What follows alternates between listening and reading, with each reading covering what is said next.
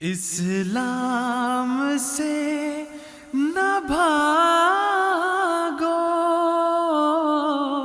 راہ خدا یہی ہے۔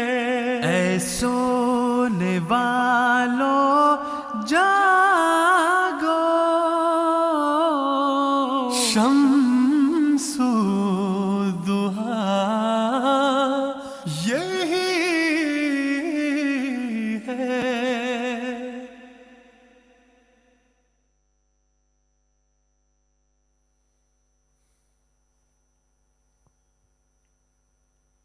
بسم اللہ الرحمن الرحیم۔ السلام علیکم ورحمۃ اللہ وبرکاتہ۔ یہ پروگرام راہ خدا ہے جو اس وقت آپ کے سامنے MTA انٹرنیشنل کے لنڈن اسٹوڈیو سے براہ راست پیش کیا جا رہا ہے۔ آج 21 مارچ سن 2020 ہے اور اب سے اگلے 90 منٹ تک یعنی تقریباً 1.5 گھنٹے تک یہ پروگرام جاری رہے گا۔ یہ پروگرام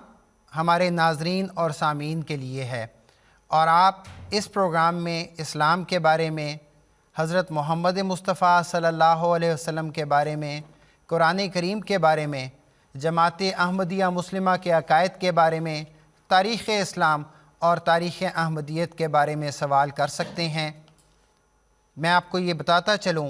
کہ حضرت بانی جماعت احمدیہ حضرت مرزا غلام احمد قادیانی علیہ السلام نے جماعت احمدیہ کا جو آغاز فرمایا، آپ کا دعویٰ یہی ہے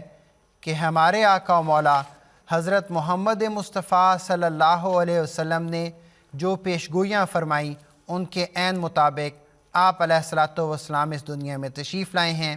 آپ مسیح موعود ہیں اور آپ امام مہدی ہیں۔ جیسا کہ میں نے عرض کیا کہ آج 21 مارچ ہے اور آج سے 2 دن کے بعد 23 مارچ کا دن ہوگا۔ آج سے تقریباً 130 سال 11 ماہ اور 28 دن پہلے جماعت احمدیہ کا آغاز ہوا تھا اور اس وقت سے اب تک قادیان کی گمنام بستی سے شروع ہونے والی یہ جماعت پیشگوئیوں کے مطابق حضرت صلی اللہ علیہ وسلم کو دیے گئے وعدوں کے مطابق دنیا بھر میں پھیلتی چلی جا رہی ہے۔ قادیان کی گمنام بستی سے شروع ہونے والا یہ پیغام 213 ممالک تک پہنچ چکا ہے۔ وہ ناظرین جو اس پروگرام کو پہلی دفعہ دیکھ رہے ہیں ان کو میں درخواست کروں گا کہ ضرور جائیں اور گوگل کریں کہ قادیان دنیا میں کہاں ہے۔ اس وقت دنیا کے نقشے پر انڈیا میں موجود ابھی بھی وہ ایک چھوٹا سا قصبہ ہے، لیکن دیکھیں ایک انسان نے اللہ تعالیٰ سے پیغام پا کر، اللہ تعالیٰ سے خبر پا کر جب اللہ تعالیٰ کے کام کا آغاز کیا تو اللہ تعالیٰ نے کس طرح اس کی مدد فرمائی اور اب یہ سلسلہ 200 سے زائد ممالک میں جاری ہو چکا ہے۔ جیسا کہ میں نے عرض کیا کہ اس پروگرام میں آپ کے سوالات کی بہت اہمیت ہوتی ہے، تو یہ بتانا بھی بہت ضروری ہے کہ آپ سوالات کس طرح کر سکتے ہیں۔ ایک تو ہمارا واٹس ایپ نمبر ہے، واٹس ایپ نمبر پر آپ اپنا تحریری سوال یا وائس میسیج کے ذریعے سوال بھجوا سکتے ہیں،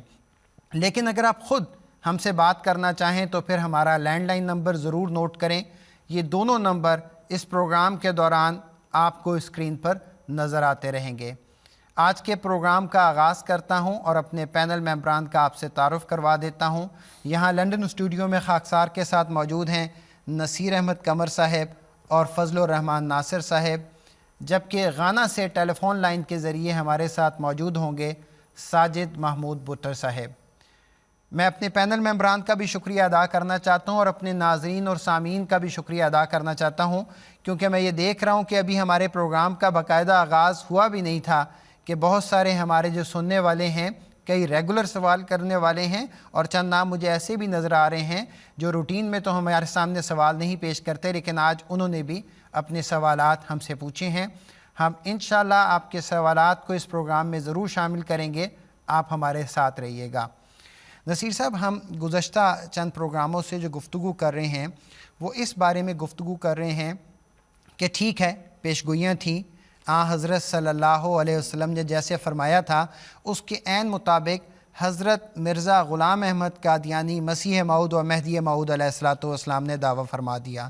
ہم نے قرآن سے بھی جائزہ لیا، ہم نے احادیث سے بھی جائزہ لیا، ہم نے پرانے علماء اور بزرگان کے اقوال سے بھی جائزہ لیا اور گاہے گاہے ہم ان کو حضرت مسیح موعود علیہ الصلوۃ والسلام کی صداقت کی دلیل کے طور پہ بھی پیش کرتے رہے ہیں۔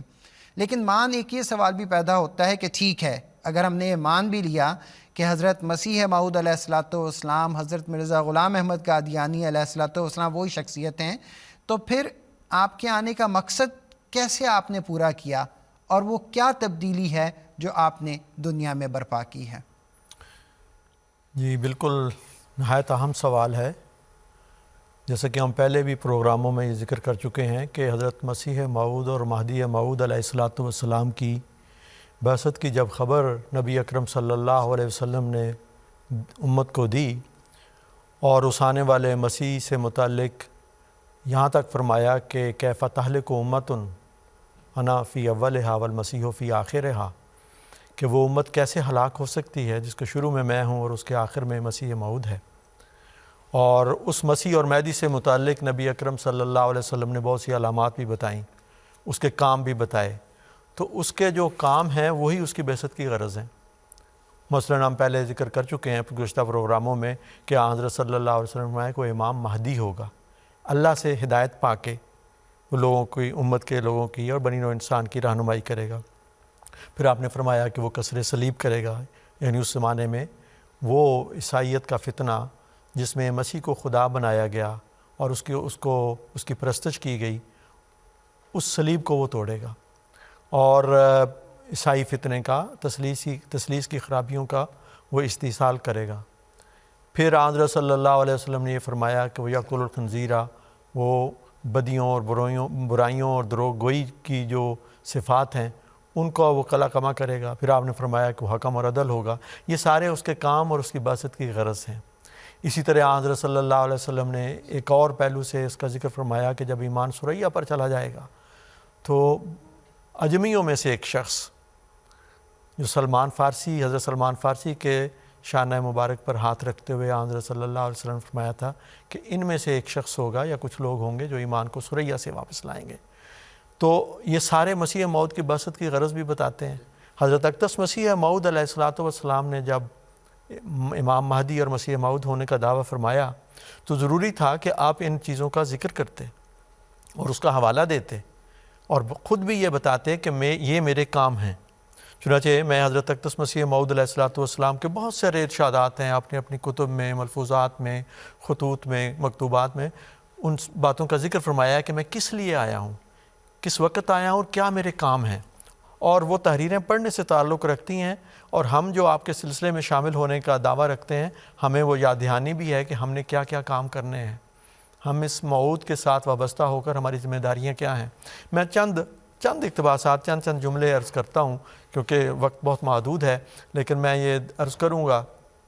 احمدی بھائیوں سے بھی اور دوسرے ہمارے سننے والے غیر از جماعت افراد سے بھی کہ حضرت مسیح موعود علیہ الصلوۃ والسلام کی بعثت کی غرض کو خود آپ کے اپنے الفاظ میں وہ پڑھیں اور پھر وہ دیکھیں کہ کیا وہ کس طریق پر وہ کس شان سے وہ باتیں پوری ہوئی ہیں۔ میں وقت کی مناسبت سے ایک پہلو سے چند باتیں صرف عرض کروں گا اس حوالے سے بھی۔ حضرت اقدس مسیح موعود علیہ الصلوۃ والسلام فرماتے ہیں، میں اس لیے بھیجا گیا ہوں کہ تا ایمانوں کو قوی کروں اور خدا تعالیٰ کا وجود لوگوں پر ثابت کر کے دکھلاؤں، کیونکہ ہر ایک قوم کی ایمانی حالتیں نہایت کمزور ہو گئی ہیں اور عالم آخرت صرف ایک افسانہ سمجھا جاتا ہے، اور ہر ایک انسان اپنی عملی حالت سے بتا رہا ہے کہ وہ جیسا کہ یقین دنیا اور دنیا کی جاہ و مراتب پر رکھتا ہے اور جیسا کہ اس کو بھروسہ دنیوی اسباب پر ہے، یہ یقین اور بھروسہ ہرگز اس کو خدا تعالیٰ اور عالم آخرت پر نہیں۔ پھر آپ فرماتے ہیں، خدا تعالیٰ نے اس زمانے کو تاریک پا کر اور دنیا کو غفلت اور کفر اور شرک میں غرق دیکھ کر اور ایمان اور صدق اور تقوی اور راست بازی کو زائل ہوتے ہوئے مشاہدہ کر کے مجھے بھیجا ہے تاکہ وہ دوبارہ دنیا میں علمی اور عملی اور اخلاقی اور ایمانی سچائی کو قائم کرے اور تا اسلام کو ان لوگوں کے حملوں سے بچائے جو فلسفیت اور نیچریت اور اباحت اور شرک اور دہریت کے لباس میں اس الہی باغ کو کچھ نقصان پہنچانا چاہتے ہیں۔ پھر آپ نے فرمایا، وہ کام جس کے لیے خدا نے مجھے مامور فرمایا ہے وہ یہ ہے کہ خدا میں اور اس کی مخلوق کے رشتے میں جو کدورت واقع ہو گئی ہے اس کو دور کر کے محبت اور اخلاص کے تعلق کو دوبارہ قائم کروں اور سچائی کے اظہار سے مذہبی جنگوں کا خاتمہ کر کے صلح کی بنیاد ڈالوں۔ اور اسی طرح فرمایا اور خدا کی طاقتیں جو انسان کے اندر داخل ہو کر توجہ یا دعا کے ذریعے نمودار ہوتی ہیں، حال کے ذریعے سے نہ محض قال سے ان کی کیفیت بیان کروں، اور سب سے زیادہ یہ کہ وہ خالص اور چمکتی ہوئی توحید جو ہر ایک قسم کے شرک کی آمیزش سے خالی ہے، جو اب نابود ہو چکی ہے، اس کا دوبارہ قوم میں دائمی پودا لگا دوں۔ اور یہ سب کچھ میری قوت سے نہیں ہوگا بلکہ اس خدا کی طاقت سے ہوگا جو آسمان اور زمین کا خدا ہے۔ بہت سارے اور بھی ارشادات ہیں۔ اب یہ کہ کیا تبدیلی کی ہے آپ نے، یہ وہ زمانہ تھا جس میں حضرت مسیح موعود علیہ السلام مبعوث ہوئے، جب جیسا کہ ذکر کیا گیا ایمان دنیا سے اٹھ چکا تھا۔ زبان سے تو کہتے تھے کہ لا الہ الا اللہ، لیکن لا الہ الا اللہ کی حقیقت کیا ہے؟ گناہوں میں اسی طرح مبتلا ہے، فسق و فجور اور عصیان کا زور ہے، بدیوں اور برائیوں میں پڑے ہوئے ہیں، اور کوئی بھی خدائی کی بات ان میں نظر نہیں آتی۔ جو کچھ ہے وہ ماضی کے قصے ہیں، ہمارے بزرگ یہ تھے، ہمارے بزرگ وہ تھے۔ تازہ بتازہ زندہ خدا کے نشانات معدوم تھے۔ حضرت مسیح موعود علیہ السلام نے اللہ تعالیٰ سے تائید پا کر تازہ بتازہ نشانوں سے لوگوں کے دلوں میں ایمان قائم کیا، کیونکہ قصوں پہ جس مذہب کا مدار ہے وہ مردہ مذہب ہے۔ حضرت صلی اللہ علیہ وسلم نے فرمایا کہ زندہ خدا آج بھی اپنے بندوں سے کلام کرتا ہے، اور آپ نے فرمایا کہ خدا مجھ سے کلام کرتا ہے۔ ہزارہا اپنے غیب کی پر مشتمل پیش گوئیاں اللہ سے علم پا کر کیں، اور وہ بڑی شان سے پوری ہوئیں۔ آپ کی روحانی توجہ اور دعا کے نتیجے میں لوگوں کے مسائل اور مشکلات اور مصائب کا ازالہ ہوا، اور ان کو خدا پر، ایک زندہ خدا پر یقین نصیب ہوا۔ حضرت اقدس مسیح موعود علیہ السلام نے جو کام کیے ان کی تفصیل تو بہت بڑی ہے۔ میں خود حضور علیہ السلام کے الفاظ میں ایک ذکر کرتا ہوں کہ آپ نے ایک ایسی جماعت قائم کر دی جو ایمان اور اعمال صالحہ بجا لانے والی تھی، اور یہ صرف دعویٰ نہیں ہے، بحیثیت جماعت، اس جماعت کے حق میں جو مسیح موعود علیہ السلام کے ذریعے سے قائم ہوئی، اور جس طرح آپ نے ایمان کو قائم کیا، اس جماعت کے حق میں خدا کے وہ تمام وعدے پورے ہوئے اور ہو رہے ہیں جو اس نے مومنین کے ساتھ کیے ہوئے ہیں۔ ایک تبدیلی کا ایک حصہ خود حضرت اقدس مسیح موعود علیہ السلام کے الفاظ میں، جو دراصل قرآنی آیات پر ہی اس کی بنیاد ہے، آپ فرماتے ہیں اس زمانے میں جس میں ہماری جماعت پیدا کی گئی ہے، کئی وجوہ سے اس جماعت کو صحابہ رضی اللہ عنہم سے مشابہت ہے۔ وہ معجزات اور نشانات کو دیکھتے ہیں جیسا کہ صحابہ نے دیکھا، وہ خدا تعالیٰ کے نشانوں اور تازہ بتازہ تائیدات سے نور اور یقین پاتے ہیں جیسا کہ صحابہ نے پایا۔ اور میں یہاں عرض کرتا چلو جوں کہ یہ سلسلہ حضرت مسیح موعود علیہ السلام کی وفات کے ساتھ بند نہیں ہوا، میں اس کی تفصیل آگے بیان کرتا ہوں۔ آج بھی یہ چیزیں اسی طرح چل رہی ہیں۔ آپ فرماتے ہیں وہ خدا کی راہ میں لوگوں کے ٹھٹھے اور ہنسی اور لعن طعن اور طرح طرح کی دل آزاری اور قطع رحم وغیرہ کا صدمہ اٹھا رہے ہیں جیسا کہ صحابہ نے اٹھایا۔ وہ خدا کے کھلے کھلے نشانوں اور آسمانی مددوں اور حکمت کی تعلیم سے پاک زندگی حاصل کرتے جاتے ہیں جیسا کہ صحابہ نے حاصل کی۔ بہتیرے ان میں سے ہیں کہ نمازوں میں روتے اور سجدہ گاہوں کو آنسوؤں سے تر کرتے ہیں جیسا کہ صحابہ رضی اللہ عنہم روتے تھے۔ بہتیرے ان میں سے ایسے ہیں جن کو سچی خوابیں آتی ہیں اور الہام الہی سے مشرف ہوتے ہیں جیسا کہ صحابہ رضی اللہ عنہم ہوتے تھے۔ بہتیرے ان میں ایسے ہیں کہ اپنے محنت سے کمائے ہوئے مالوں کو محض خدا تعالیٰ کی مرضات کے لیے ہمارے سلسلے میں خرچ کرتے ہیں جیسا کہ صحابہ رضی اللہ عنہم خرچ کرتے تھے۔ ان میں ایسے لوگ کئی پاؤ گے کہ جو موت کو یاد رکھتے اور دلوں کے نرم اور سچی تقویٰ پر قدم مار رہے ہیں جیسا کہ صحابہ رضی اللہ عنہم کی سیرت تھی۔ وہ خدا کا گروہ ہے جن کو خدا آپ سنبھال رہا ہے اور دن بدن ان کے دلوں کو پاک کر رہا ہے اور ان کے سینوں کو ایمانی حکمتوں سے بھر رہا ہے اور آسمانی نشانوں سے ان کو اپنی طرف کھینچ رہا ہے جیسا کہ صحابہ کو کھینچتا تھا۔ غرض اس جماعت میں وہ ساری علامتیں پائی جاتی ہیں جو آخرین منہم کے لفظ سے مفہوم ہو رہی ہیں، اور ضرور تھا کہ خدا تعالیٰ کا فرمودہ ایک دن پورا ہوتا۔ کوئی کہہ سکتا ہے کہ یہ ایک دعویٰ ہے، لیکن اس دعویٰ کی عملی شکل کیا ہے؟ میں اس پوائنٹ کو بیان کر کے پھر اپنے اس بات کو سمیٹ دیتا ہوں۔ قرآن کریم میں اللہ تعالیٰ نے ایمان لانے والے اور اعمال صالحہ بجا لانے والے لوگوں سے ایک وعدہ فرمایا ہے، اور وہ وعدہ سورہ نور میں موجود ہے۔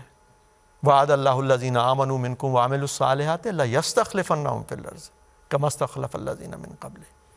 خلافت کا وعدہ ہے، اور نبی اکرم صلی اللہ علیہ وسلم نے یہ فرمایا جب مسیح موعود کی بعثت کا ذکر فرمایا تو فرمایا ثم تکون خلافۃ علی منہاج النبوۃ، آپ ساری دنیا پر نظر دوڑا کے دیکھ لیے، یہ وعدہ قیام خلافت کا جو الہی وعدہ تھا اور نبی اکرم صلی اللہ علیہ وسلم نے جس کی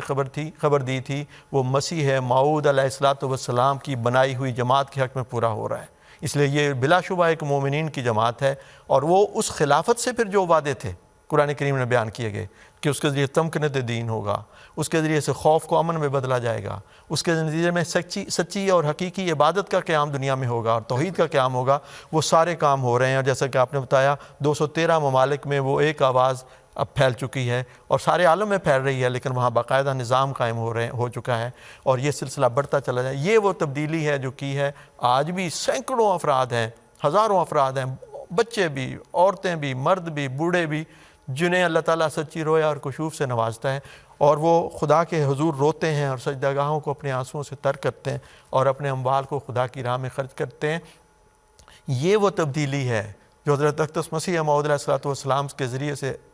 ظاہر ہوئی، اور خلافت کے زیر سایہ اس کا دائرہ وسیع تر ہوتا چلا جاتا ہے۔ ہمارے وہ بھائی جو خلافت سے وابستہ نہیں ہیں، ان کو بھی یہ سوچنا چاہیے کہ خدا کے اس وعدے کو پورا ہوتا جب دیکھتے ہیں تو آئیں اور اس کے فیوز اور برکات کو حاصل کرنے کی کوشش کریں، اور نبی اکرم صلی اللہ علیہ وسلم اور خدائی وعدوں کے مصداق بنتے ہوئے اس کے فیوز کو حاصل کرنے والے ہوں۔ بالکل ٹھیک نصیر صاحب، جس طرح آپ نے بہت خوبصورت انداز میں بیان کیا حضرت مسیح موعود علیہ الصلوۃ والسلام کی آمد، اور اس کے بعد حضرت صلی اللہ علیہ وسلم کی پیشگوئی کے مطابق خلافت کا جو تا قیامت ایک سلسلہ جاری ہو گیا ہے، وہ جماعت احمدیہ میں قائم ہے۔ کسی شاعر نے کیا خوب کہا ہے چشمہ جاری عطائے خلافت، ندائے فلک ہے ندائے خلافت۔ ناظرین اکرام، یہ جتنے بھی حوالے آپ کے سامنے پیش کیے جا رہے ہیں، ابھی محترم نصیر قمر صاحب نے جو حوالے پیش کیے، یہ کتاب alislam.org پہ موجود ہے۔ ہم بار بار آپ کو اس طرف توجہ دلائیں گے کہ آپ ضرور اس ویب سائٹ کو وزٹ کریں۔ اردو زبان میں بھی، انگریزی زبان میں بھی اور دیگر زبانوں میں بھی جماعت احمدیہ کے بارے میں معلومات آپ کو یہاں مل جائے گی۔ آپ خود جا کے حضرت اقدس مسیح موعود علیہ الصلوۃ والسلام کے دعاوی کو پڑھیں اور آپ کی کتب کو پڑھیں۔ فضل صاحب، میں کہتا ہوں کہ ایک سلسلے کا آغاز کر دیا نصیر قمر صاحب نے، میں چاہوں گا اسی کو آگے بڑھاتے ہیں۔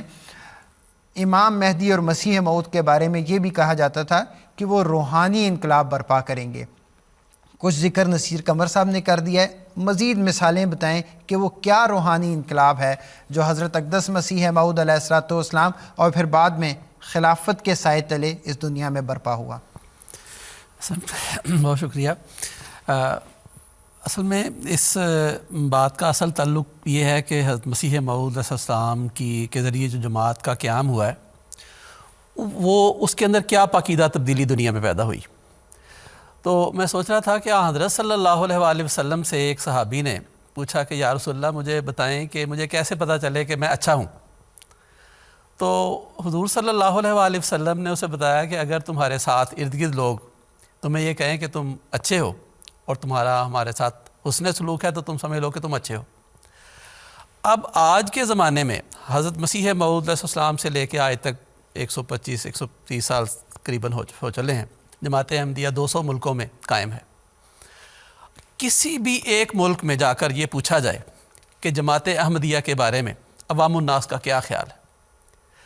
تو اکثر، بلکہ شاید اس میں آپ کو کوئی استثناء نظر نہ آئے، مخالفین ہوں گے، وہ لوگ کافر بھی کہہ رہے ہوں گے، وہ لوگ جماعت کے خلاف بہت ساری باتیں بتائیں گے، لیکن عملی طور پر وہ بتائیں گے کہ جو احمدی ہیں یا وہ لوگ قادیانی اس کو کہتے ہیں یا مرزائی کہتے ہیں، یہ لوگ دیانتدار ہوتے ہیں، سچے ہوتے ہیں، ان کا لوگوں کے ساتھ لین دین اچھا ہے۔ بلکہ یہ بھی ہوتا ہے کہ بعض اوقات اگر کسی احمدی کے اندر وہ کمزوری دیکھیں تو بعض اوقات ہمارے امام کو لکھتے ہیں کہ یہ دیکھیں جی، یہ احمدی ہونے کے باوجود دیکھیں یہ جھوٹ بول رہا ہے اور یہ اس طرح کر رہا ہے۔ تو یہ وہ عمومی تاثر ہے جو خدا کے فضل سے اس وقت 200 سے زائد ملکوں میں جہاں جہاں احمدیت ہے وہاں پر یہ نظر آتا ہے۔ اور پھر یہ ہے کہ عملاً ہماری مخالفت کے نتیجے میں دنیا میں کوئی آسان کام نہیں ہے احمدیت کا کسی جگہ رجسٹر ہونا، کیونکہ اتنی زیادہ مخالفت ہوتی ہے۔ لیکن جہاں جہاں پھر جماعت درخواست کرتی ہے، جن ملکوں میں بھی جاتی ہے، وہاں کے لوگ جب تحقیق کرتے ہیں تو اس کے بعد پھر جماعت کو وہاں پہ مشن ہاؤس کے قیام کا بھی موقع مل جاتا ہے، وہاں پہ مبلغین کا بھی اہتمام ہو جاتا ہے، پھر جماعت کے لیے ترقیات کے راستے کھل جاتے ہیں۔ تو جو انقلاب ہے وہ اس کو اگر ایک اور نظر سے دیکھیں تو حضور حضرت مسیح موعود علیہ السلام نے فرمایا کہ مجھے اگر دیکھنا ہے تو منہاج نبوت پہ دیکھیں. تو اس بات کو اگر مسیح موعود علیہ السلام کی ذات بھی پورا کر رہی ہے اور مسیح موعود علیہ السلام کی جو جماعت ہے اس کے اندر بھی وہی صفات ہے کہ جو نبیوں والی جماعتوں کے اندر ہوتے ہیں. اور خاص طور پہ اس لیے کہ جب حضرت صلی اللہ علیہ وآلہ وسلم نے فرمایا تھا کہ مسلمان فرقہ در فرقہ ہو جائیں گے تو صحابہ نے پوچھا تھا کہ یا رسول اللہ ہمیں کوئی اس کی علامت بتائیں کہ سچے فرقے کی کیا علامت ہوگی. تو حضور صلی اللہ علیہ وآلہ وسلم نے فرمایا کہ اس کی علامت یہ ہوگی ما انا علیہ و اصحابی، کہ وہ فرقہ وہ ہوگا جو میرے اور میرے صحابہ کے نقش قدم پر ہوگا. آج ساری دنیا میں دیکھ لیں لا الہ الا اللہ پڑھنے کے نتیجے میں کس کو قربانیاں دینے کی توفیق ملتی ہے، قرآن پڑھنے کے نتیجے میں کس کو قربانیاں کرنے کی توفیق ملتی ہے، کون ہے جو نمازیں پڑھنے کی وجہ سے تکلیفیں اٹھاتے ہیں. اس کے ساتھ ساتھ میں یہ بھی عرض کروں گا، اور یہ سلسلہ ایک ایسا ہے کہ 200 سے زائد ملکوں میں جماعت احمدیہ قائم ہے. کسی بھی جگہ چلے جائیں، کوئی جماعت کا ایک جلسہ اٹینڈ کر لیں، وہاں آپ کو جماعت احمدیہ کے افراد کے بارے میں پوری طرح نقشہ کھل کے سامنے آ جائے گا یہ کیسے لوگ ہوتے ہیں. آج سے 100 سال پہلے یا 125-30 سال پہلے ایک شخص نے قادیان وہ تشریف لے گئے اور وہاں پہ انہوں نے اس وقت جلسے میں تعداد بالکل تھوڑی ہوتی تھی، 300 کے قریب تھے. انہوں نے ایک نقشہ کھینچا ہے وہاں کے جلسے کا. وہ میں سمجھتا ہوں کہ جماعت احمدیہ کے افراد کا ایک ایسا نقشہ کھینچتا ہے جو دنیا میں کسی بھی جماعت کا اس رنگ میں نقشہ نہیں کھینچا جا سکتا. وہ کہتے ہیں کہ اس جلسہ پر 300 سے زیادہ شریف اور نیک لوگ جمع تھے جن کے چہروں سے مسلمانی نور ٹپک رہا تھا. امیر، غریب، نواب، انجینئر، تھانہ دار، تحصیلدار، زمیندار، سوداگر، حکیم، غرض ہر قسم کے لوگ تھے. ہاں چند مولوی بھی تھے مگر مسکین مولوی. اب اتنی ورائٹی جس جگہ پہ ہر طبقہ سے لوگوں نے آ کر جماعت احمدیہ نے اپنے اندر تبدیلی پیدا کی ہے. پھر وہ کہتے ہیں، لکھتے ہیں کہ مجھے قیافہ سے معلوم ہوتا ہے کہ وہ وقت عنقریب ہے کہ جناب مرزا صاحب کی خاک پاک کو اہل بصیرت آنکھوں میں جگہ دیں گے اور اکثیر سے بہتر سمجھیں اور تبرک خیال کریں. مرزا صاحب کے سینکڑوں ایسے صادق دوست ہیں جو مرزا صاحب پر دل و جان سے قربان ہیں. اختلاف کا تو کیا ذکر ہے، روبرو اف تک نہیں کرتے، سر تسلیم خم ہے جو مزاج یار میں آئے. اب یہ تبدیلی ظاہری کوششوں سے پیدا نہیں ہو سکتی. اور پھر حضرت مسیح موعود علیہ السلام نے اپنی جماعت کو خود جب دیکھا تو اس وقت ایک دفعہ فرمایا، اب میرے ساتھ بہت سی وہ جماعت ہے جنہوں نے خود دین کو دنیا پر مقدم کر کے اپنے تئیں درویش بنا دیا ہے اور اپنے وطنوں سے ہجرت کر کے اور اپنے قدیم دوستوں اور اقارب سے علیحدہ ہو کر ہمیشہ کے لیے میری ہمسائیگی میں آ کر آباد ہوئے ہیں. اور اس طرح کے واقعات جماعت احمدیہ میں ہمیشہ ہوتے رہے. حضرت مسیح موعود علیہ السلام کے زمانے میں بھی اور آج بھی خلافت کے ساتھ جماعت احمدیہ کا ایسا ہی تعلق ہے. بڑے بڑے اپنے کاروبار چھوڑ کر جہاں خلافت ہے، جیسے شہد کی مکھیاں جو ہیں وہ اپنی ملکہ گرد جا کے اکٹھی ہوتی ہیں. یہی نظارہ آپ کو جماعت احمدیہ کے اندر نظر آتا ہے. اسی طرح جس طرح پروانے اپنی شمع کے گرد اکٹھے ہوتے ہیں. جو آپ نے نقشہ کھینچا آج سے 100-125 سال پہلے کے جلسہ سلانے کا، آج کا جلسہ سلانا بھی دنیا کے کسی ملک میں ہو اسی کی منظر کشی کرتا ہے. آپ نے تو چند پروفیشنز کا ذکر کیا ہے. آج کل کے جلسہ سلانا پہ دیکھ لیں، خاص طور پہ UK کے جلسہ سلانا میں کئی آپ کو ڈاکٹرز نظر آئیں گے، انجینئرز نظر آئیں گے، اور وہ کام کیا کر رہے ہوں گے؟ وہ کوڑا اٹھا رہے ہوں گے، وہاں صفائی کر رہے ہوں گے، اور بڑی خوشی کے ساتھ، بڑے انہماک کے ساتھ اور بڑی بشاشت کے ساتھ یہ خدمت سر انجام دے رہے ہوں گے. یہ وہ روحانی انقلاب ہے جو حضرت مسیح موعود علیہ السلام نے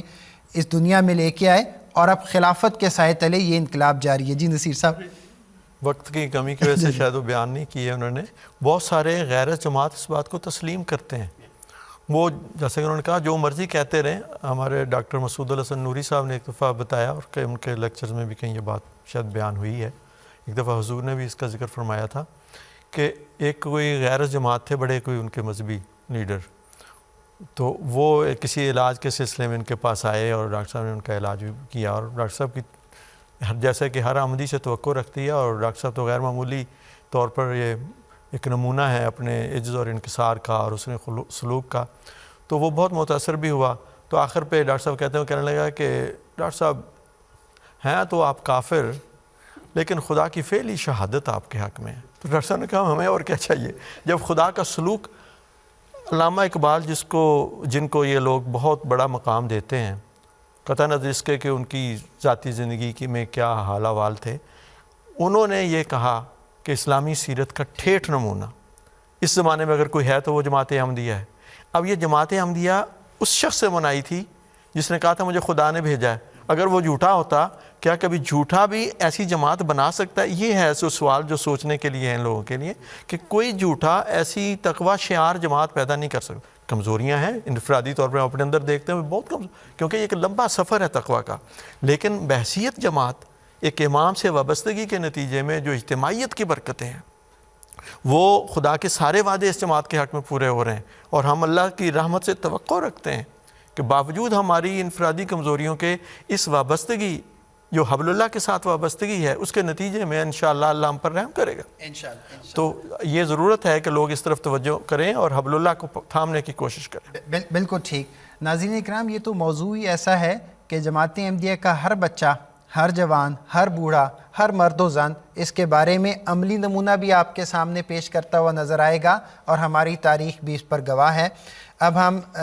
غانا چلتے ہیں اور ساجد محمود بٹر صاحب سے بات کرتے ہیں۔ ساجد صاحب، السلام علیکم ورحمۃ اللہ وبرکاتہ۔ وعلیکم السلام ورحمۃ اللہ۔ ساجد صاحب، ہم بے شک اسٹوڈیو میں بات کر رہے ہوتے ہیں لیکن ہم آپ کو بھولتے نہیں ہیں۔ ہماری بہن ہیں سمرا ملک صاحبہ، USA سے انہوں نے سوال کیا ہے۔ میں وہ سوال آپ کے سامنے پڑھ کے سنا دیتا ہوں اور میں چاہوں گا کہ آپ اس پہ روشنی ڈالیں۔ وہ یہ کہتی ہیں کہ حضرت اقدس مسیح موعود علیہ السلام نے اپنی کتب میں بار بار فرمایا ہے کہ اللہ اور نبیوں کے انکار کی وجہ سے عذاب نہیں آتا۔ ان کے الفاظ میں اسی طرح پڑھ رہا ہوں، مجھے امید ہے آپ اس کی وضاحت کر دیں گے۔ پھر آگے وہ لکھتی ہیں بلکہ لوگوں کی شوخی اور شرارت کی وجہ سے آتا ہے، جبکہ سورہ الطلاق کی آیت نمبر 9 اس کے برعکس مضمون بیان کرتی ہے۔ برائے مہربانی اس کی وضاحت کر دیں۔ جزاکم اللہ برہان صاحب، جو ہماری بہن نے سوال کیا ہے حضرت اقدس مسیح موعود علیہ السلام کے حوالے سے، کہ حضور نے جو فرمایا ہوا ہے کہ نبی کے انکار کی وجہ سے عذاب نہیں آتا، تو حضرت مسیح موعود علیہ السلام نے اس بات کو کئی جگہ پہ تفصیل سے بیان کیا ہوا ہے کہ اگر خدا تعالیٰ کی طرف سے ایک سچا نبی آتا ہے تو صرف اس کے انکار کی وجہ سے ایک انسان اگر اس کی مخالفت نہیں کرتا، شرارتیں نہیں کرتا، اس کو تکالیف نہیں پہنچاتا، تو اس وجہ سے اس پر جو ہے وہ عذاب نہیں آئے گا۔ لیکن اگر ایک طبقہ جو ہے وہ اس کا صرف انکار نہیں بلکہ اس کے ساتھ ساتھ جو ہے وہ شوخیوں میں بڑھتا جاتا ہے، مخالفت میں بڑھتا چلا جاتا ہے اور غیر معمولی تکالیف دیتا ہے اور لوگوں کو اس کو ماننے سے منع کرتا ہے، تو یہ پھر شوخیاں جو ہیں وہ خدا تعالیٰ کے عذاب کو جو ہے وہ کھینچتی ہیں۔ تو نبی کے انکار کی سزا جو ہے وہ تو قیامت والے دن ہی ہے، اس دنیا کے بعد ہی ہے۔ صرف انکار سادہ جس کے نتیجے میں شوخیاں نہ ہوں، اس پہ دنیا میں عذاب اس طرح کی کیفیت نہیں ہے۔ ہاں، جہاں تک ہماری بہن نے کیا ہے سوال کہ سورہ طلاق کی آیت نمبر 9 غالباً انہوں نے بیان کی ہے کہ اس میں تو کوئی اور مضمون بیان ہوا ہے، تو یہ میں نے قرآن کریم سے وہی آیت اپنے سامنے رکھی ہے۔ تو اس میں بھی اللہ تعالیٰ نے جو ہے وہ مضمون یہی بیان کیا ہے کہ بہت ساری ایسی بستیاں ہیں کہ جنہوں نے اپنے رب کے حکم کی نافرمانی کی اور اس کے رسولوں کی بھی، تو ہم نے ان سے ایک بہت سخت حساب لیا اور انہیں بہت تکلیف دہ عذاب میں مبتلا کیا۔ تو اس میں دنیا کا ساتھ خدا تعالیٰ نے وضاحت نہیں کی کہ ان کو دنیا میں ہم نے جو ہے وہ لازماً عذاب دیا ہے انکار کے نتیجے میں۔ چنانچہ اس سے ایک آیت چھوڑ کے اللہ تعالیٰ فرما رہا ہے کہ اعد اللہ لہم عذابا شدیدا، کہ ایسے جو لوگ ہیں ان کے لیے خدا تعالیٰ نے اپنا شدید عذاب تیار کر رکھا ہے۔ تو یہ الفاظ اعد اللہ لہم کہ اللہ تعالیٰ نے ان کے لیے تیار کر رکھا ہے، یہ بھی اس امر کی طرف جو ہے وہ رہنمائی کرتے ہیں کہ دنیا میں محض انکار وہ خدا تعالیٰ کے عذاب کو نہیں کھینچتا، ہاں شوخیاں، شرارتیں، مخالفت، دھوکہ دہی، لوگوں کو خدا تعالیٰ کے رستے سے روکنا، خدا تعالیٰ کے نشانات کو عمدن جٹلانا، یہ خدا تعالیٰ کی سزا کو اور عذاب کو جو ہے وہ بلاتے ہیں۔ بہت بہت شکریہ ساجد صاحب، آپ نے میری بہن کا جو سوال ہے اس کو بڑے مناسب الفاظ میں اس کی وضاحت کر دی ہے۔ نصیر قمر صاحب، کئی لوگ ہیں وہ اس سے ریلیٹڈ سوال کرتے ہیں، میں چاہتا ہوں ان کا سوال آپ کے سامنے پیش کر دوں۔ ہمارے بھائی ہیں عارف الزمان صاحب بنگلہ دیش سے، وہ یہ کہہ رہے ہیں کیا کرونا وائرس ایک قسم کا طاعون ہے؟ اور پھر انہوں نے جو سوال میں جو الفاظ رکھے ہیں وہ میں آپ کے سامنے پیش کر دیتا ہوں، میں چاہوں گا آپ اس کی وضاحت کر دیں۔ وہ کہتے ہیں جو پیش گوئی ہے کہ اے یورپ اور اے ایشیا تو بھی محفوظ نہیں، تو وہ اس کی تفصیل چاہ رہے ہیں۔ مجھے لگ یہ رہا ہے کہ ظاہر سی بات ہے، ایک دنیا کے ایک حالات ہیں، ایک واقعات ہیں جو چل رہے ہیں، تو لوگوں کے ذہن میں سوال پیدا ہوتا ہے اور لوگ اس کا سوال کا جواب چاہتے ہیں، تو وہ اس کی وضاحت چاہ رہے ہیں کہ اس کا کیا تعلق ہے۔ دیکھیں، قرآن کریم نے بڑی وضاحت سے یہ فرمایا ہے کہ عذاب جو آتے ہیں وہ خدا کے نبی کی بعثت کے بعد، اور جب اس کی تکذیب بڑھ جاتی ہے تو پھر وہ آیا کرتے ہیں۔ اور اگرچہ یہ مختلف وباؤں کا آنا، زلزلوں کا آنا اور آفات قدرتی آنا جو ہے ایک نیچرل پروسیس ہے، لیکن حضرت مسیح موعود علیہ السلام نے یہ بیان فرمایا ہے کہ جب کسی مامور من اللہ کی طرف سے پہلے سے اس کی خبر دے دی جائے تو وہ ایک پیشگوئی کا رنگ رکھتی ہے، اور اس میں پھر اللہ تعالیٰ سے علم پا کر جب وہ مامور اس سے بچنے والوں کے لیے ایک راہ بیان کرتا ہے، اور پھر جو اس راہ پر چلتے ہیں وہ اس سے غیر معمولی طور پر بچائے جاتے ہیں، تو اس طور پر وہ اس نبی کی صداقت کا نشان بھی بنتے ہیں۔ اور حضرت اقدس مسیح موعود علیہ السلام نے اللہ تعالیٰ سے علم پا کر بہت سی پیشگوئیاں فرمائی ہیں، اور آپ نے یہ بیان فرمایا ہے کہ جیسا کہ آپ نے پڑھا حوالہ کہ اے یورپ تو بھی امن میں نہیں، اور اے جزائر کے رہنے والوں تو کوئی مصنوعی خدا تمہیں نہیں بچا سکے گا، ایشیا بھی امن میں نہیں۔ تو کوئی جس میں حضور نے، چونکہ آپ حضرت صلی اللہ علیہ وسلم کی غلامی میں ساری دنیا کی طرف مبعوث ہوئے تھے، تو آپ کی پیشگوئیوں میں ساری دنیا کو مخاطب کیا گیا ہے۔ اور حضرت اقدس مسیح موعود علیہ السلام کی بعثت کے بعد ساری دنیا میں زلزلوں اور آفات کا ایک غیر معمولی اضافہ نظر آتا ہے۔ حضرت امیر المومنین اید اللہ تعالیٰ بن نصر العزیز نے اپنے بعض خطبات میں اس پہلو سے بڑی تفصیل سے بھی ذکر فرمایا ہوا ہے۔ یہ جو اب کرونا وائرس کے حوالے سے آپ کہہ رہے ہیں، یہ بھی ایک عالمی آفت بن چکی ہے، وبا ہے۔ جس طرح حضرت اقدس مسیح موعود علیہ السلام کے زمانے میں طاعون کا نشان ظاہر ہوا تھا، اور حضور نے پہلے سے اللہ تعالیٰ سے علم پا کر اپنی ایک رویا کے حوالے سے اس کا تفصیل سے بتا بھی دیا تھا، خبردار بھی کر دیا تھا، اسے بچنے کی راہیں بھی بتائی تھیں، اور آپ نے یہ فرمایا تھا کہ الذین آمنوا ولم یلبسوا ایمانہم بظلم اولئک لہم الامن، کہ وہ لوگ جو ایمان لائے ہیں اور ایمان کے ساتھ کسی قسم کے ظلم کی ملونی نہیں کی، وہی لوگ ہیں جو حقیقت میں اس سے محفوظ رہیں گے۔ اور پھر اب ایک اور الہام کی روشنی میں بتایا کہ جو میرے عدار کی میں آئے گا وہ اسے محفوظ رہے گا۔ تو وہ ایک الگ لمبا مضمون ہے۔ جہاں تک اس وائرس کا تعلق ہے، حضرت اقدس مسیح موعود علیہ السلام کے الہامات میں ہمیں یہ بھی ایک خبر ملتی ہے کہ اللہ تعالیٰ نے آپ کو یہ بتایا کہ یورپ اور دوسرے عیسائی ملکوں میں ایک قسم کی طاعون پھیلے گی۔ ہو سکتا ہے یہ بھی اسی قسم کی ایک وبا ہو، اور بھی ایسی وبائیں ہو سکتی ہیں، جیسے کہ امیر المومنین اید اللہ نے گزشتہ خطبے میں ذکر فرمایا کہ ہم نہیں کہہ سکتے کہ یہ کتنا عرصہ چلے گی اور کیا کیا شکلیں پیدا ہونے والی ہیں جو عالمی طور پر ساری دنیا کو اپنی لپیٹ میں لینے والی ہیں۔ اسی لیے حضور نے حضرت اقدس مسیح موعود علیہ السلام کے ارشادات کے حوالے سے بھی دنیا کو یہ بتایا اور تنبیہ فرمائی اور توجہ دلائی کہ اپنے پیدا کرنے والے کی طرف لوٹیں۔ وہی ہے جو السلام ہے، وہی ہے جو حفاظت فرما سکتا ہے۔ آنکھ کے پانی سے یارو کچھ کرو اس کا علاج، خدا سے تعلق اور کمپلیٹ سبمیشن۔ حضرت اقدس مسیح موعود علیہ السلام کے بہت سارے ارشادات ہیں، اس وقت تو ان کو پڑھ کے پیش کرنے کا وقت بھی نہیں ہے، لیکن وہ پڑھنے چاہیے۔ حضور نے اس میں فرمایا کہ ظاہری تدبیریں اپنی جگہ، لیکن اصل تدبیر جو ہے وہ زندہ خدا سے تعلق ہے، جس کے حکم کے نیچے یہ ساری ہیں چیزیں کام کرتی ہیں، اور اس کی امان میں، اس کی عافیت میں آؤ گے، اور اس کے لیے ضروری ہے کہ اس کو مانا جائے جس کو خدا نے اس زمانے میں امن اور عافیت کا حصار بنا کر بھیجا۔ نصیر کا مطلب جیسا کہ آپ نے ذکر کیا ہے، ہم جو جماعت احمدیہ سے تعلق رکھتے ہیں، جنہوں نے حضرت اقدس مسیح موعود علیہ السلام کو مانا اور حضرت صلی اللہ علیہ وسلم کی پیشگوئی کے مطابق اس کے بعد خلافت کے سلسلے سے ہم جڑے ہوئے ہیں، ہمارے لیے تو کوئی مشکل امر نہیں ہے۔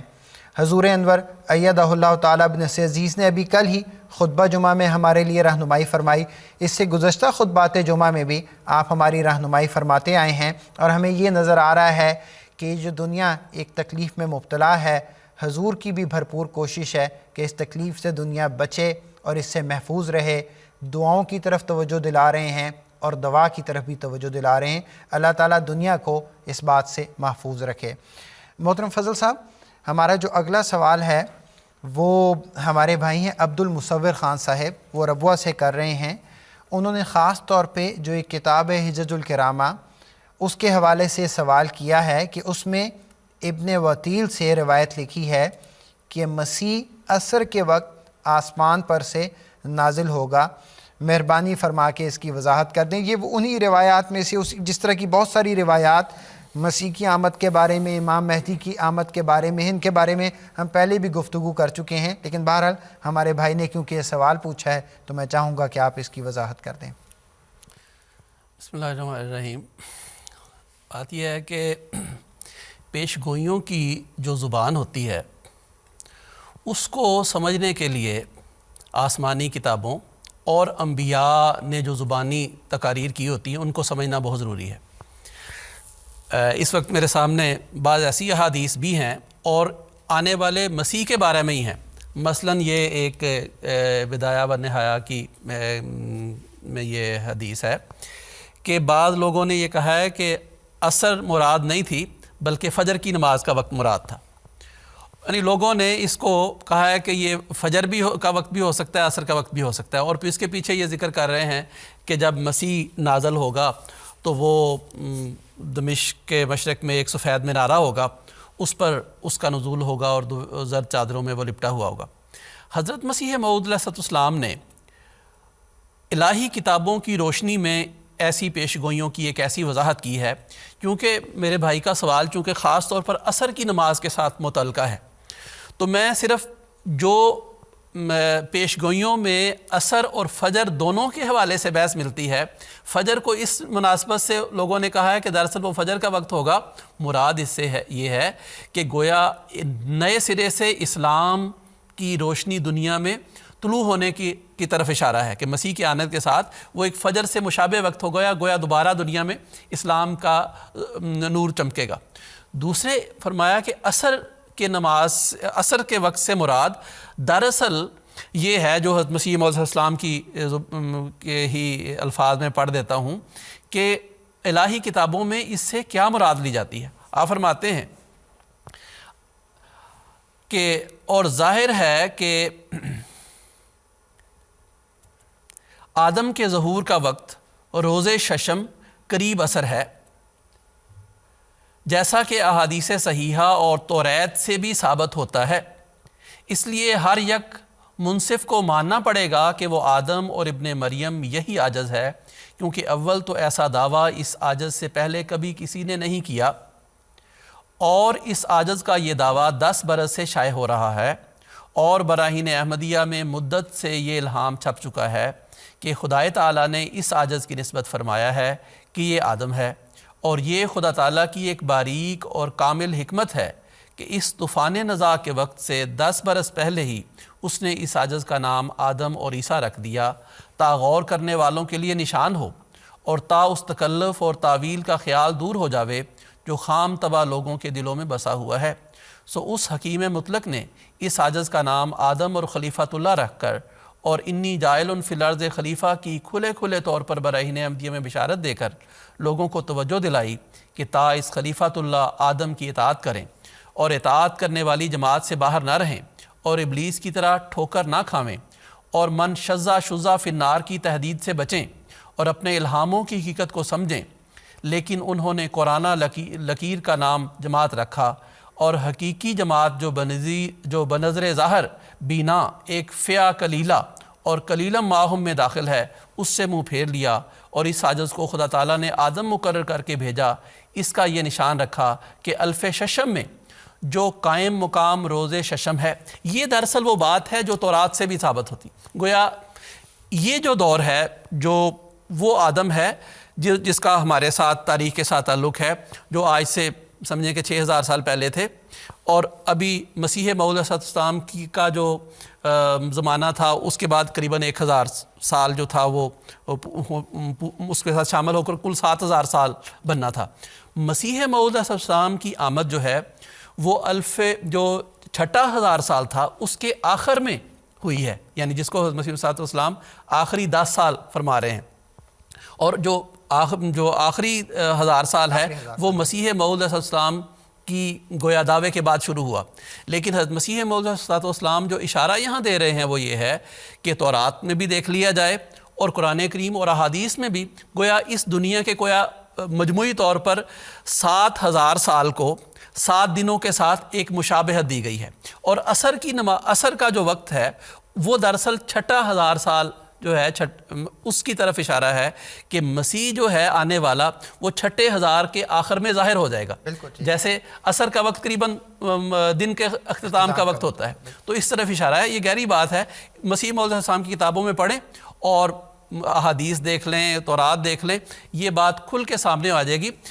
ظاہر ہے زبانی ان چیز کو اتنا واضح نہیں کیا جا سکتا، لیکن تحقیق میں جائیں گے۔ آپ نے جو بات بیان کی اس سے بڑے واضح طور پہ ہمارے ناظرین کو یہ بات سمجھنی چاہیے کہ احادیث میں یہ جو مختلف اشارے مل رہے ہیں یہ اشارے ہیں جن کو سمجھنا ضروری ہے۔ اگر دمشق کے منارے کا ذکر ہے تو اس میں بھی اشارہ ہے، اگر 2 زرد چادروں کا ذکر ہے تو اس میں بھی اشارہ ہے، اور اگر لل مہدی و الا عیسیٰ فرمایا تو اس میں بھی اشارہ ہے۔ تو ان اشاروں پہ غور کرنا چاہیے، اور حضرت اقدس مسیح موعود علیہ السلام نے ان تمام اشاروں کی وضاحت فرمائی ہے اور اپنے اوپر ان کو چشمہ کیا ہے۔ ہمیں ان کو پڑھنا چاہیے اور ان پہ غور کرنا چاہیے، لیکن یہ بہت ضروری امر ہے، اور ہمیں خوشی ہوتی ہے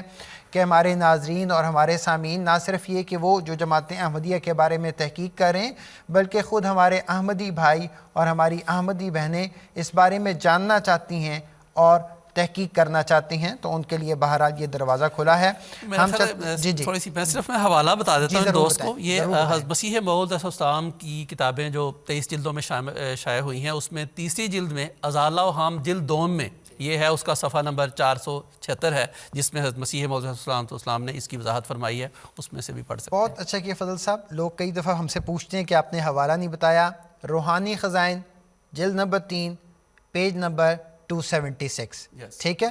یہ آپ پڑھ لیں۔ اور اب ہم چلتے ہیں ساجد محمود بھٹر صاحب کی طرف اور ان کے سامنے اب اپنا سوال رکھتے ہیں۔ ساجد صاحب، جو اگلا سوال میں آپ کے سامنے رکھنا چاہتا ہوں۔ السلام علیکم ورحمۃ اللہ وبرکاتہ ساجد صاحب۔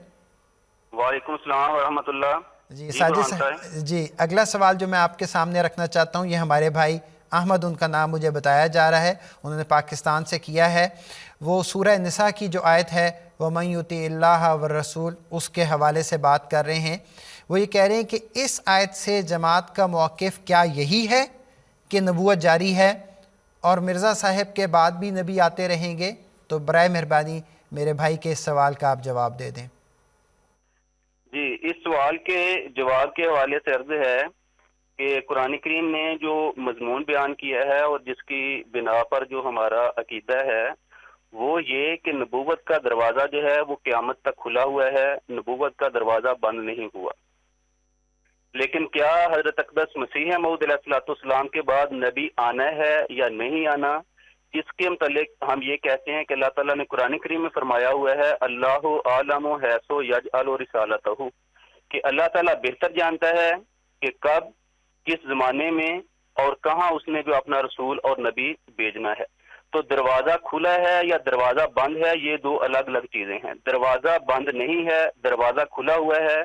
لیکن کیا اس دروازے میں سے آئندہ کسی زمانے میں کوئی آئے گا، اس کا بہترین علم جو ہے وہ اللہ تعالیٰ کو ہے۔ لیکن جب ہم قرآن کریم اور احادیث کی روشنی میں دیکھنے ہیں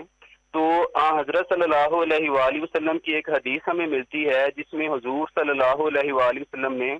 اپنے زمانے سے لے کر قیامت تک کے حالات جو آپ کی امت پر آنے ہیں وہ آپ نے بیان کیے ہیں۔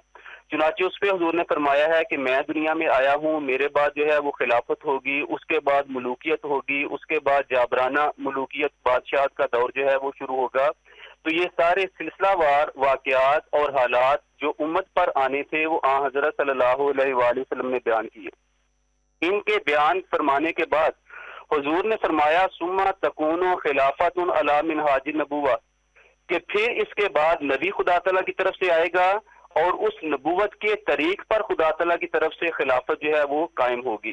چنانچہ اس حدیث کو بیان کرنے کے اینڈ میں حضرت نے فرمایا کہ سما سکتا، کہ یہ بنیادی ہدایت جب حضور نے بیان کی تو اس کے بعد حضور نے سکوت اختیار فرمایا، خاموشی اختیار فرمائی، جس سے بظاہر ہماری رہنمائی یہ ہو رہی ہے جو حضرت نے فرمائی کہ اب قیامت تک کے لیے ہدایت کا سر چشمہ جو ہے وہ خلافت احمدیہ ہے۔ چنانچہ رسالہ الوصیت میں حضرت اقدس مسیح موعود علیہ السلام نے جہاں یہ مضمون بیان کیا قدرت ثانیہ والا،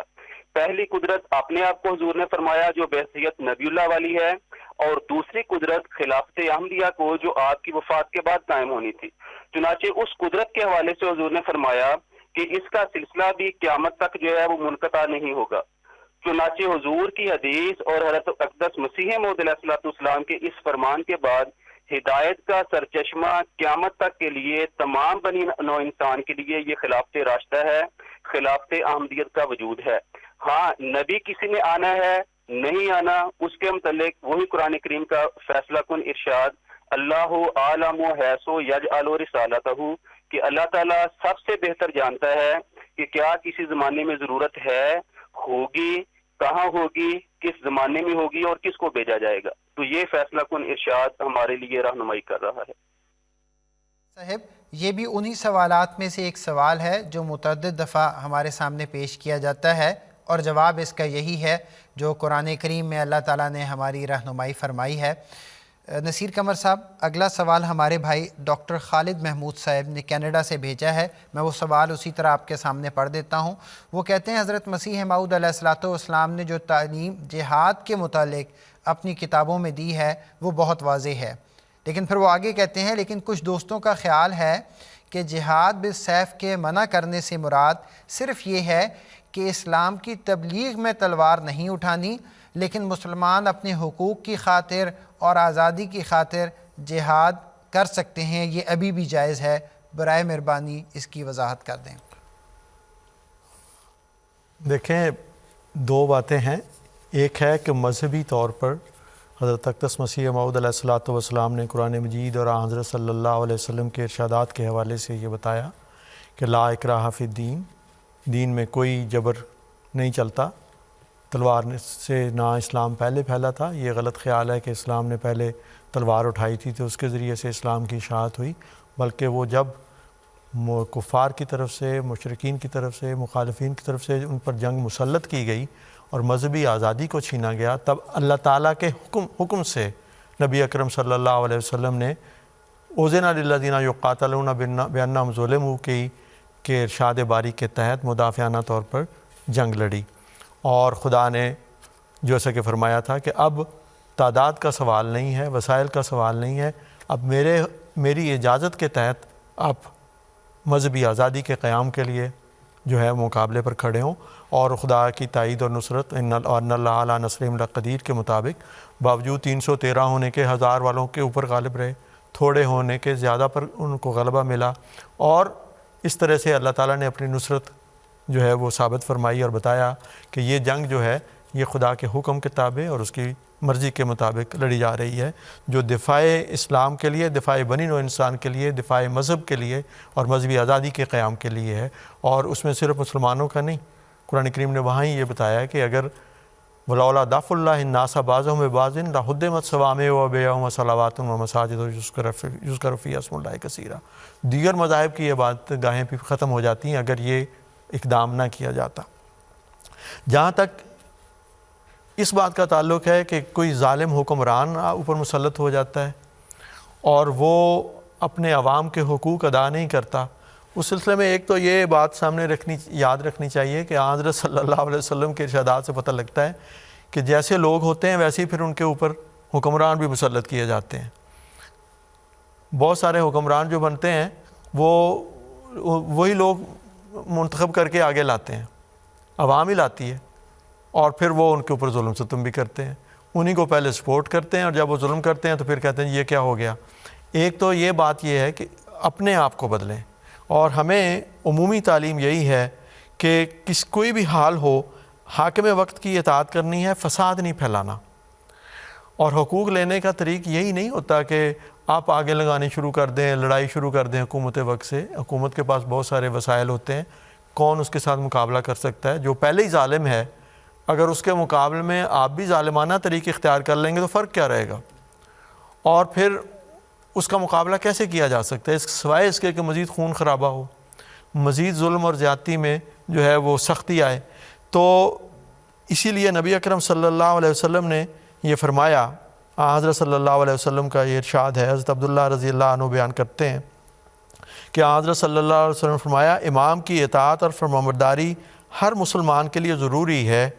خواہ وہ امر اس کے لیے پسندیدہ ہو یا ناپسندیدہ، جب تک وہ امر معصیت نہ ہو.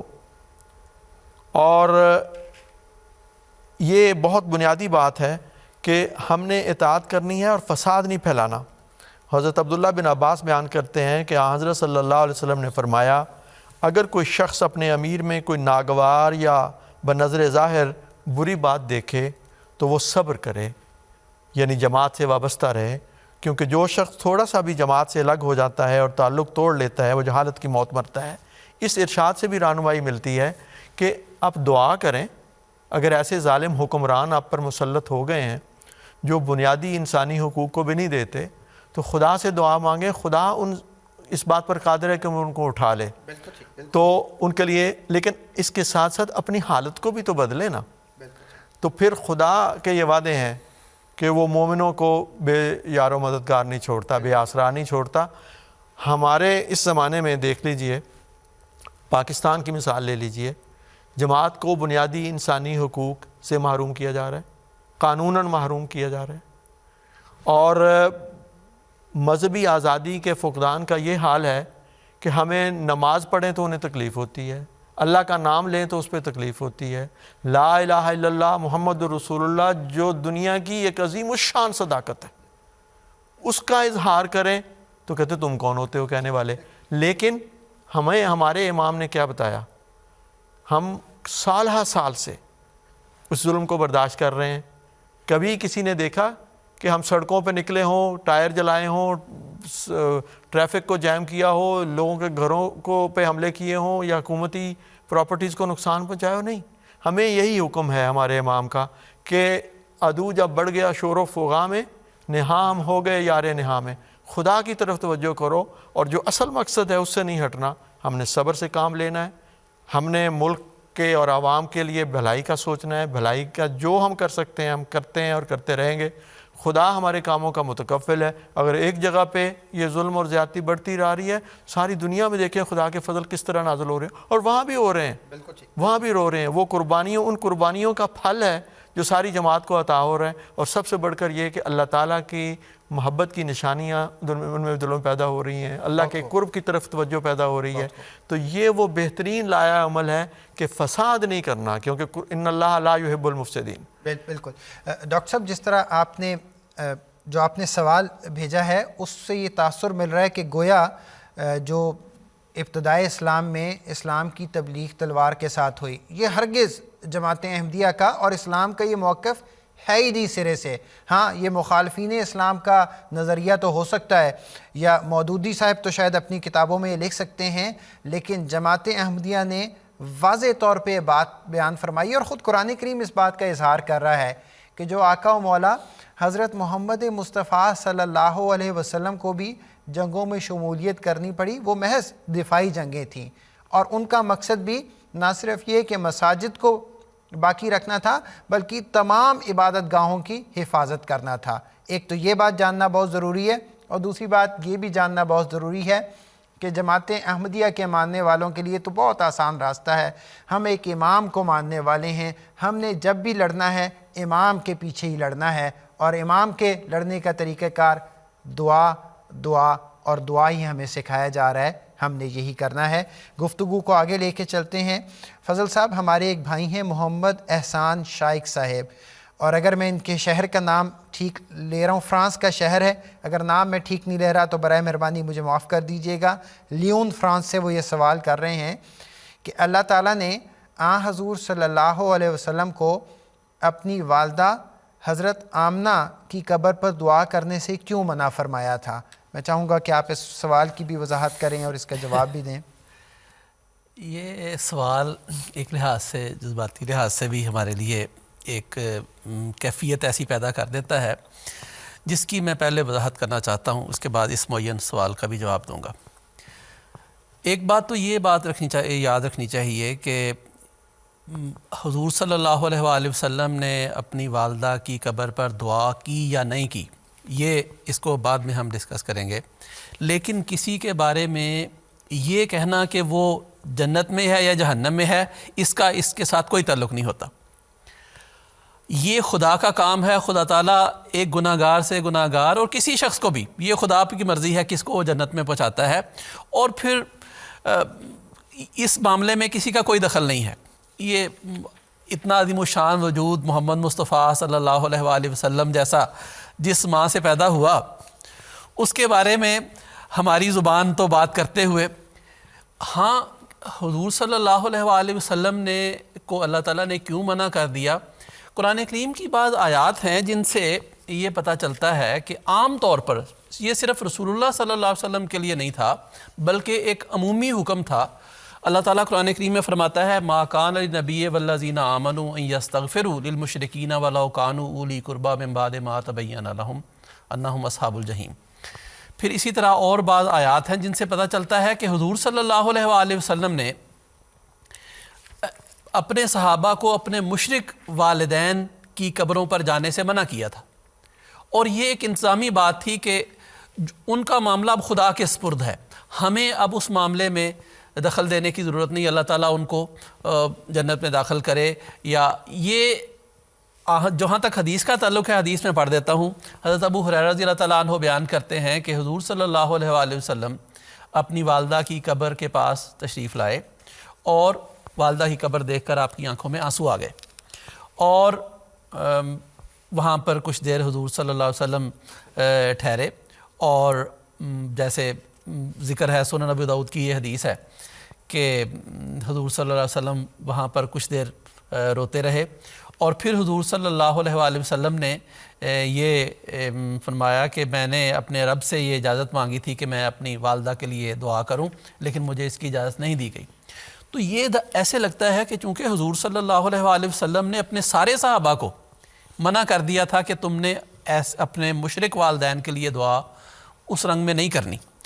اور یہ ایک انتظامی بات تھی، تو ظاہر ہے سب سے پہلے تو محمد مصطفیٰ صلی اللہ علیہ وآلہ وسلم نے ان کے لیے ایک نمونہ بننا تھا۔ باقی ان کے ساتھ خدا تعالیٰ کا کیا سلوک ہے یہ اللہ تعالیٰ بہتر جانتا ہے۔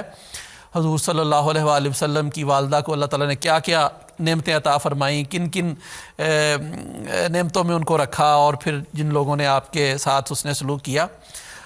باقی یہ میرے خیال میں ایک انتظامی بات تھی جو سارے صحابہ کے لیے اس زمانے میں مشترک بات تھی کہ مشرک جو والدین ہیں ان کی قبروں پر جا کر دعا نہیں کرنی۔ بالکل ٹھیک فضل صاحب۔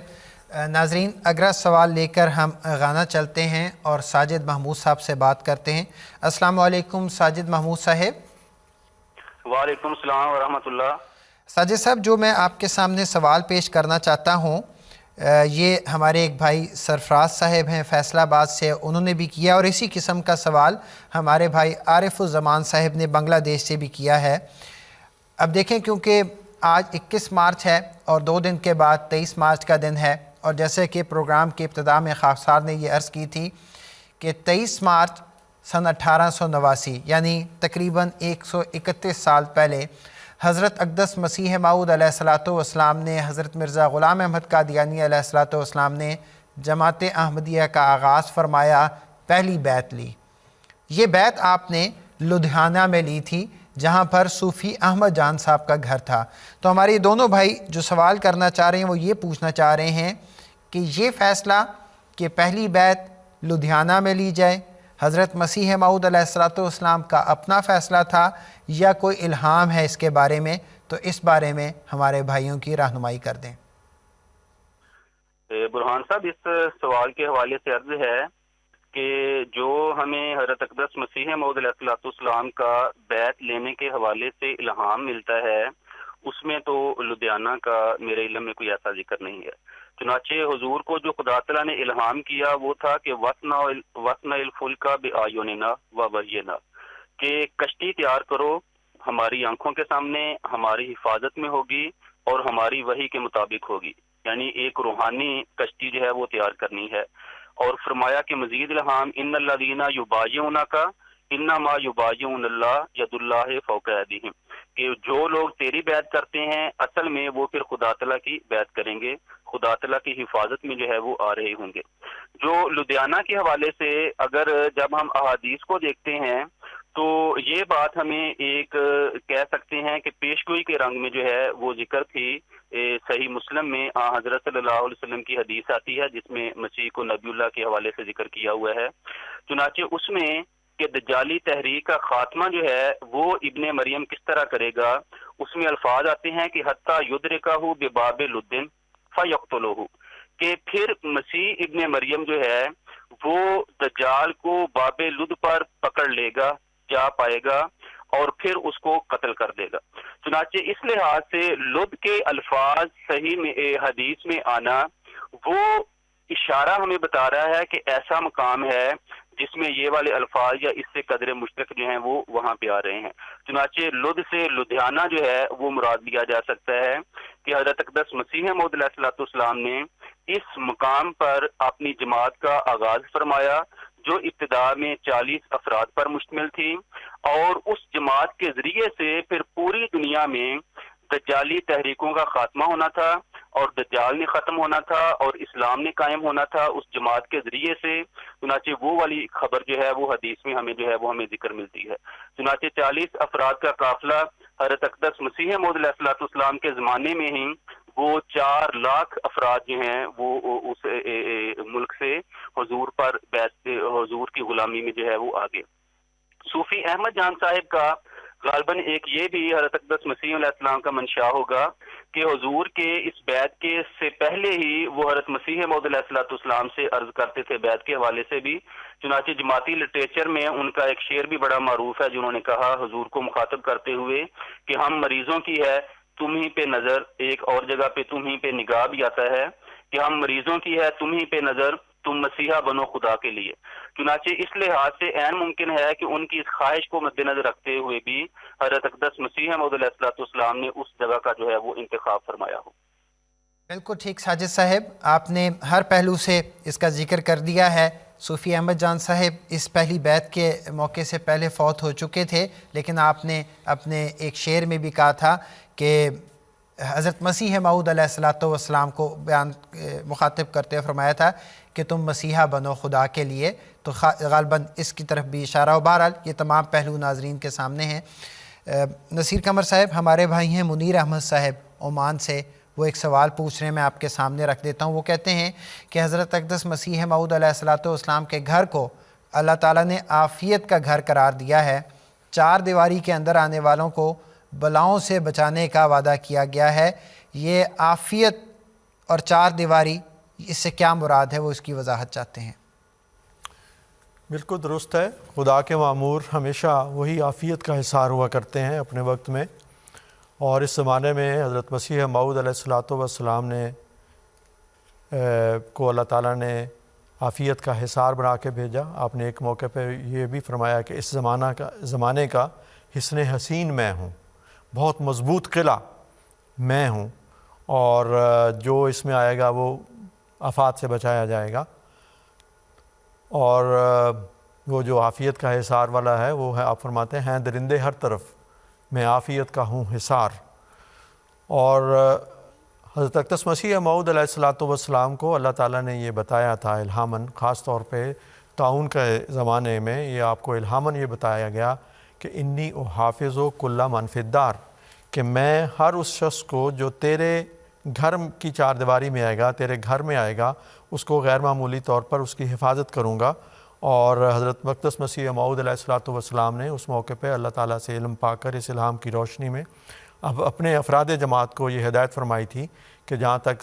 دیگر ہدایات کا گورنمنٹ کا تعلق ہے صفائی ستھرائی کا، وہ آپ اہتمام ضرور کریں، لیکن ٹیکہ لگوانے کی ضرورت نہیں، بلکہ اصل ضرورت یہ ہے کہ آپ خدا کے ساتھ تعلق قائم کریں اور میرے ذریعے سے جو میرا روحانی گھر ہے اس کے اندر داخل ہوں۔ اس میں آپ کے ظاہری گھر کا ذکر بھی تھا، اور الدار سے مراد آپ کی تعلیم کے اوپر پورے طور پر آنا، اس 4 دیواری کے اندر آنا بھی ہے۔ میں حضرت مسیح موعود علیہ الصلوۃ والسلام کے مختلف جگہوں سے چند جملے پڑھ دیتا ہوں جس سے بات خوب واضح ہو جائے گی۔ آپ فرماتے ہیں اس نے مجھے مخاطب کر کے فرمایا کہ تو اور جو شخص تیرے گھر کی چار دیوار کے اندر ہوگا اور وہ جو کامل پیروی اور اطاعت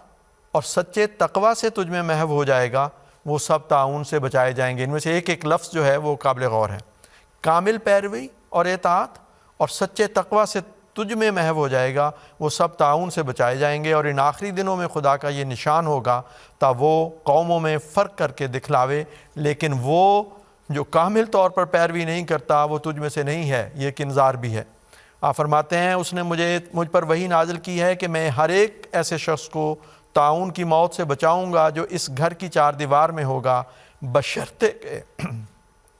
بشرطے کہ وہ اپنے تمام مخالفانہ ارادوں سے دستکش ہو کر پورے اخلاص اور اطاعت اور انکسار سے سلسلہ بیعت میں داخل ہو۔ یہاں سے وضاحت ہو گئی، چار دیواری سے مراد سلسلہ بیعت میں داخل ہونا ہے۔ آپ فرماتے ہیں اور خدا کے احکام اور اس کے مامور کے سامنے کسی طور سے متکبر اور سرکش اور مغرور اور غافل اور خود سر اور خود پسند نہ ہو، اور عملی حالت موافق تعلیم رکھتا ہو۔ اور پھر آپ نے اس تعلیم کا ذکر اپنی کتاب کشتی نوح میں فرمایا، یہ کشتی نوح سے میں پڑھ رہا ہوں، اور آپ یہ فرماتے ہیں کہ میرے من جانب اللہ ہونے کا یہ نشان ہوگا کہ میرے گھر کی چار دیوار کے اندر رہنے والے مخلص لوگ اس بیماری کی موت سے محفوظ رہیں گے، اور میرا تمام سلسلہ نسبتاً و مقابلتاً طاعون کے حملے سے بچا رہے گا، اور وہ سلامتی جو ان میں پائی جائے گی اس کی نظیر کسی گروہ میں قائم نہیں ہوگی۔ پھر آپ اس تعلیم کا ذکر فرماتے ہیں تاکہ کیونکہ سارے لوگ تو اس گھر کے اندر نہیں آ سکتے تھے، جو آپ کا مکان تھا اس میں تو کچھ لوگ ہی آ سکتے تھے، تو حضرت مسیح علیہ السلام نے یہ فرمایا کہ وہ میں نے جو ذکر کیا ہے کہ جو میری تعلیم کے اندر دائرے کے اندر آئیں، تعلیم کے گھر کے اندر آئیں، وہ کیا ہے؟ آپ فرماتے ہیں کہ اگر یہ سوال ہو کہ وہ تعلیم کیا ہے جس کی پوری پابندی طاعون کے حملے سے بچا سکتی ہے، تو میں مختصر بطور مختصر چند سطرے نیچے لکھ دیتا ہوں۔ اور پھر آپ نے تعلیم کا عنوان لگا کر یہ لکھا ہے کہ واضح رہے کہ صرف زبان سے بیعت کا اقرار کرنا کچھ چیز نہیں ہے جب تک دل کی عزیمت سے اس پر پورا عمل نہ ہو۔ پس جو شخص میری تعلیم پر پورا عمل کرتا ہے وہ اس میرے گھر میں داخل ہو جاتا ہے جس کی نسبت خدا تعالیٰ کی کلام میں یہ وعدہ ہے، انی احافظ کل من فی الدار، یعنی ہر ایک جو تیرے گھر کی چار دیوار کے اندر ہے میں اس کو بچاؤں گا۔ اس جگہ یہ نہیں سمجھنا چاہیے کہ وہی لوگ میرے گھر کے اندر ہیں جو میرے اس خاک و خشت کے گھر میں بود و باش رکھتے ہیں، اس مٹی کے مکان میں اور اینٹوں کے بنے ہوئے مکان میں، بلکہ وہ لوگ بھی جو میری پوری پیروی کرتے ہیں میرے روحانی گھر میں داخل ہیں۔ پیروی کرنے کے لیے یہ باتیں ہیں کہ وہ یقین کریں کہ ان کا ایک قادر اور قیوم اور خالق الکل خدا ہے جو اپنی صفات میں ازلی، ابدی اور غیر متغیر ہے۔ یہ ایک لمبا حوالہ ہے، اس کو خاص طور پہ پڑھنا چاہیے۔ نصیر صاحب کیونکہ آپ نے حضرت مسیح موعود علیہ السلام کے الفاظ پیش کر دیے تو میرے خیال میں اس سے زیادہ ہمیں اس پہ گفتگو بھی نہیں کرنی چاہیے۔ ناظرین کرام، اگلا سوال جو بہت اہمیت کا حامل سوال ہے، فضل صاحب میں آپ کے سامنے سوال رکھنا چاہوں گا۔ ہم نے ان پروگراموں میں ذکر کیا ہے حضرت اقدس مسیح موعود علیہ السلام کی آمد کا، اور یہ بات واضح کرنے کی کوشش کی ہے کہ عین ضرورت زمانہ کے مطابق حضرت مسیح موعود علیہ السلام نے اپنے دعوی فرمائے، اور پھر وہ پیشگوئیاں جو آقا و مولا حضرت محمد مصطفیٰ صلی اللہ علیہ وسلم نے فرمائی تھیں وہ آپ کی ذات میں اور آپ کی جماعت میں پوری ہو رہی ہیں۔ کچھ لوگ یہ سوال کہتے ہیں کہ ٹھیک ہے، حضرت مسیح موعود علیہ السلام کے دعوی کو ہم نے دیکھ لیا، ان کو مان لیا، لیکن یہ خلافت کا سلسلہ جو آپ نے شروع کر دیا ہے اس کی اصل کیا ہے، اس کی بنیاد کیا ہے؟ میں چاہوں گا کہ آپ حوالے کے ساتھ ہمارے ناظرین کو اس بارے میں رہنمائی کر دیں۔ بسم اللہ الرحمن الرحیم۔ میرا خیال ہے پہلے حوالہ دکھا دیتے ہیں، حوالہ ہمارے پاس موجود ہے تو میں چاہوں گا کہ وہ اسکرین پر ہمیں دکھائیں۔ اس وقت کی مناسبت سے صرف یہ کنز العمال کا حوالہ ہے، میرا خیال ہے اگر کنٹرول روم والے دکھا دیں تو بڑی اچھی بات ہے۔ تو اس میں یہ جلد نمبر 6 ہے یہ اس کتاب کا، اور اس کے اندر یہ حدیث ہے کہ حضور صلی اللہ علیہ وآلہ وسلم نے فرمایا کہ تکون النبوۃ فیکم ما شاء اللہ ان تکون۔ ہاں، ایک دلچسپ بات میں یہ بھی بتانا چاہ رہا ہوں کہ یہ حدیث ایسی ہے جو مسلمانوں کی اکثر حدیث کی کتابوں میں موجود ہے، اور اس پر کسی نے ایسا کلام نہیں کیا ہے گویا یہ حدیث جھوٹی ہے، اس لیے اس حدیث کی بڑی عظمت ہے۔ اور میں آگے اس حدیث کو پڑھوں گا، بھی اسکرین پہ بھی نظر آ رہی ہے، لوگ بھی اس کو دیکھ رہے ہیں۔ حضرت مسیح موعود علیہ السلام نے ایسی احادیث اور اس طرح کی خوشخبریوں، جن کے اندر خوشخبریاں بھی ہیں اور بعض انذاری باتیں بھی ہیں، یہ بھی تبصرہ فرمایا کہ ان مسلمانوں کی کیسی بری حالت ہے۔ یہ کہتے ہیں کہ جتنی ایسی باتیں ہیں جن کے اندر انذار پایا جاتا ہے کہ دجال آئیں گے، مسلمان تباہ ہو جائیں گے اور اسلام کا نام باقی نہیں رہے گا، اور مسلمانوں کے اندر فرقہ در فرقہ لوگ بٹ جائیں گے، قرآن دنیا چھوڑ جائے، وہ تو ساری پیش گوئیاں پوری ہو گئیں، لیکن جو ایک رحمت والی پیش گوئی تھی اس کے پورا ہونے کا ان لوگوں کو فکر نہیں ہے۔ اور اس حدیث کی عظمت یہ ہے کہ اس حدیث کا ایک ایک لفظ اس طرح پورا ہوتا ہے کہ جو بھی تاریخ اسلام پر ایک عمومی نظر ڈالتا ہے وہ جانتا ہے کہ یہ حدیث اپنے رنگ میں پوری ہوئی۔ اور اس بات کو بھی حضرت مسیح موعود علیہ السلام نے مسلمانوں پر واضح کیا کہ دیکھو، اگر تمہیں کوئی حدیث تمہیں خیال آئے کہ یہ پوری نہیں، یہ صحیح حدیث ہے نہیں، تو لیکن یہ تو بتاؤ کہ جو حدیث لفظ بلفظ پوری ہو جائے، اگر تمہاری بعض حدیث کی اصطلاحات کی وجہ سے یا علم کی وجہ سے وہ اس پر پوری نہیں اترتی، تو وہ کیسے جھوٹی ہو سکتی ہے؟ تو جو حدیث عملاً پوری ہو چکی ہے، حضور صلی اللہ علیہ وآلہ وسلم نے فرمایا تکون النبوۃ فیکم ما شاء اللہ ان تکونا، تمہارے اندر نبوت رہے گی جب تک اللہ تعالیٰ چاہے گا،